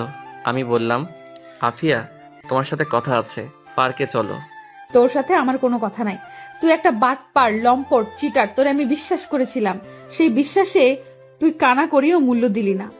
ওই দিন তুই চোখ বলছিল তুই আমাকে চাস, কিন্তু তুই মুখে না করেছিলি কেন? হয়তো মুখ দিয়ে না করেছিলাম, কিন্তু আমি তোমাকে এখনো চাই। মিথ্যা কথা। সত্যি। আমি বিশ্বাস করি না। তুই আমার সামনে থেকে চলে যা, আর জীবনেও আমার সামনে আসবি না। তোরে দেখলেই আমার ওই দিনের কথা মনে পড়ে। তোরে আমি পেছন থেকে এত ডাকছি, কিন্তু তুই একটুও শুনলি না। তাহলে তুমি চাচ্ছ আমি চলে যাই? তুই চলে যা। ওকে। আমি দৌড়ে আফিয়ার সামনে গিয়ে হাতটা বাড়িয়ে বললাম, আমি তোমাকে ভালোবাসি আফিয়া। কিন্তু আমি বাসি না। প্লিজ এমন করো না। কি করতেছি তোরে আমি ভালোবাসি না। আমি আফিয়ার সামনে মাথা নিচু করে দাঁড়িয়ে আছি, কিছু বলছি না। আফিয়া বলল, ওই দেখ আকাশে কি সুন্দর চাঁদ উঠেছে। আমি আকাশের দিকে তাকালাম, দেখি কোথাও চাঁদ নেই, চারদিকে ঘন কুয়াশায় ঢাকা। আমি আবার আফিয়ার দিকে তাকালাম, ততক্ষণে আফিয়া আমার ঘাড়ে ধরে সে উঁচু হয়ে সোজা আমার ঠোঁট কামড়ে ধরল। আমি এর জন্য প্রস্তুত ছিলাম না। আরে একই রে, ঠোঁট কামড়ে ধরলো। আফিয়া আর ছাড়ছেই না। আমার ঠোঁট ব্যথা হয়ে যাচ্ছে, মনে হচ্ছে রক্ত বের হচ্ছে। আমিও আফিয়ার ঠোঁট কামড়ে ধরে লাল গোলাপি ঠোঁটটাকে সাদা বানিয়ে ফেললাম। একটু পর আফিয়া নর্মাল হলো, ঠোঁট ছেড়ে বলল, তোরে আমি ভালোবাসতে পারবো না, একেবারে নিজের করে নিলাম। তুমি এটা কি করলা আমার ঠোঁট? এই বলে আমি মুখ ধরে বসে পড়লাম। ঠোঁটে প্রচণ্ড ব্যথা করছে। কি করে কিস করতে হয় জানো না? না, আমি কি কাউকে কিস করছি? না মানে মুভিতে দেখো নাই কিভাবে কিস করতে হয়? দেখছিলাম ওই মুভিতে এইভাবে কিস করছিল, ভাবছিলাম তাহলে বোধহয় এভাবেই কিস করতে হয়। আমার ঠোঁট। দেখি কি হয়েছে। আফিয়া আমার পাশে বসলো, আমার ঠোঁট ধরে চেক করে বলল, তেমন কিছু হয় নাই, চল আমার বাসায়, আজকে আমার বাড়িতে থাকবি। পাগল নাকি? বিয়ে করি পর। সত্যি? কবে বিয়ে করবি? আমার যে আর দেরি করতে মন চাচ্ছে না। ওকে। আমি আর আফিয়া আস্তে আস্তে দুজন দুজনের হাত ধরে পাশাপাশি হাঁটতে লাগলাম। আমি আফিয়ার হাতের মধ্যে একটা চুমু খেলাম, তার কোমরে ধরে আরও কাছে টেনে নিলাম। আফিয়া লজ্জায় চোখ বন্ধ করে ফেললো। আমি আস্তে আস্তে আফিয়ার নরম ঠোঁটে আমার ঠোঁট দুটো রাখলাম। এইভাবে অনেকক্ষণ চলে গেল। আমি আস্তে আস্তে আফিয়ার ঠোঁট ছেড়ে দিলাম। আফিয়া আমাকে দুই হাতে জড়িয়ে ধরলো, কেন জানি ফুপিয়ে কেঁদে উঠল।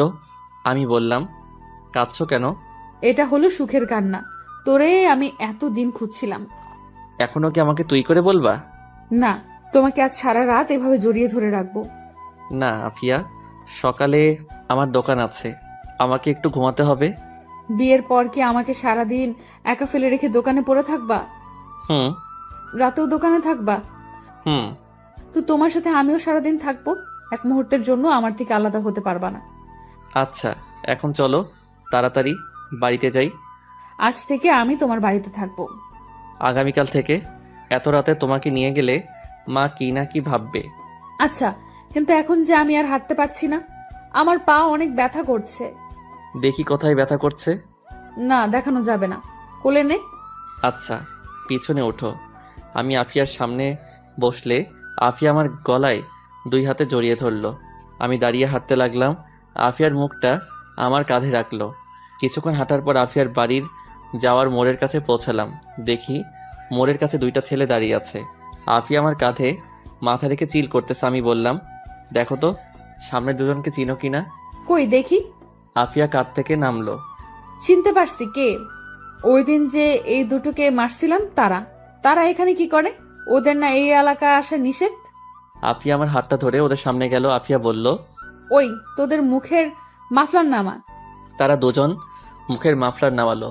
আমিও চিনতে পারলাম আফিয়ার ধারণা ঠিক।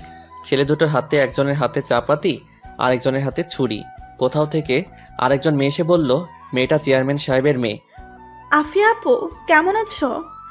ভালো। এত রাতে এখানে কি? আর তোরা দুজন কেনা বলছিলাম এই এলাকায় না আসতি, ভাগ এখান থেকে। না আপু, এখানে একটা ঝামেলা আছে। আপনি শুধু শুধু আমাকে মারছেন, আর এই ছেলে দুটোকে শুধু শুধু মারছেন। এখন বলেন আপনার কি করা উচিত? আচ্ছা মানলাম, কিন্তু ছুরি চাপাতি নিয়ে আসলেন কেন? চলেন কথা বলে ঝামেলা মিটমাট করি। সেই দিন শেষ, এখন কথার থেকে হাত বেশি চালাতে হয়। বুঝতে পারছি তোদের মনের ইচ্ছা, কিন্তু আজকে আমার মনটা খুব ভালো, কারণ আজকে ইমাদ আমাকে বিয়ের প্রস্তাব দিয়েছে, সেই জন্য তোদের ছেড়ে দিচ্ছি। যাও, তোমরা বাড়ি যাও। কিন্তু আমরা তো বাড়ি যাওয়ার জন্য আসিনি। এই, তোরা তোদের কাজ শুরু কর। আফিয়া দৌড় দিবা? আরে না না, তুই আমাকে একটু টাইম দে।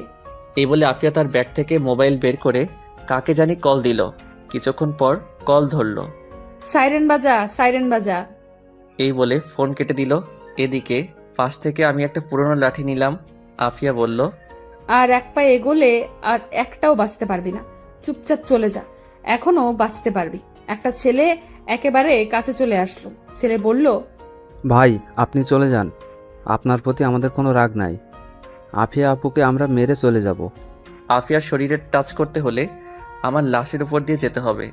তাহলে তাই করতে হবে। চেয়ারম্যান সাহেবের মেয়ে আফিয়ার কাছে গেল, গিয়ে আফিয়াকে একটা চর দিল। আফিয়া মেয়েটাকে একটা চর দিল। তখনই সাইরেন বেজে উঠল। এমন আওয়াজ কান ফাটিয়ে ফেলবে। একাধারে 2 মিনিটের মতো সাইরেন বাজলো। ছেলেগুলো বুঝতেই পারছে না কি হচ্ছে। যখন বুঝতে পারলো ততক্ষণে দেরি হয়ে গেছে।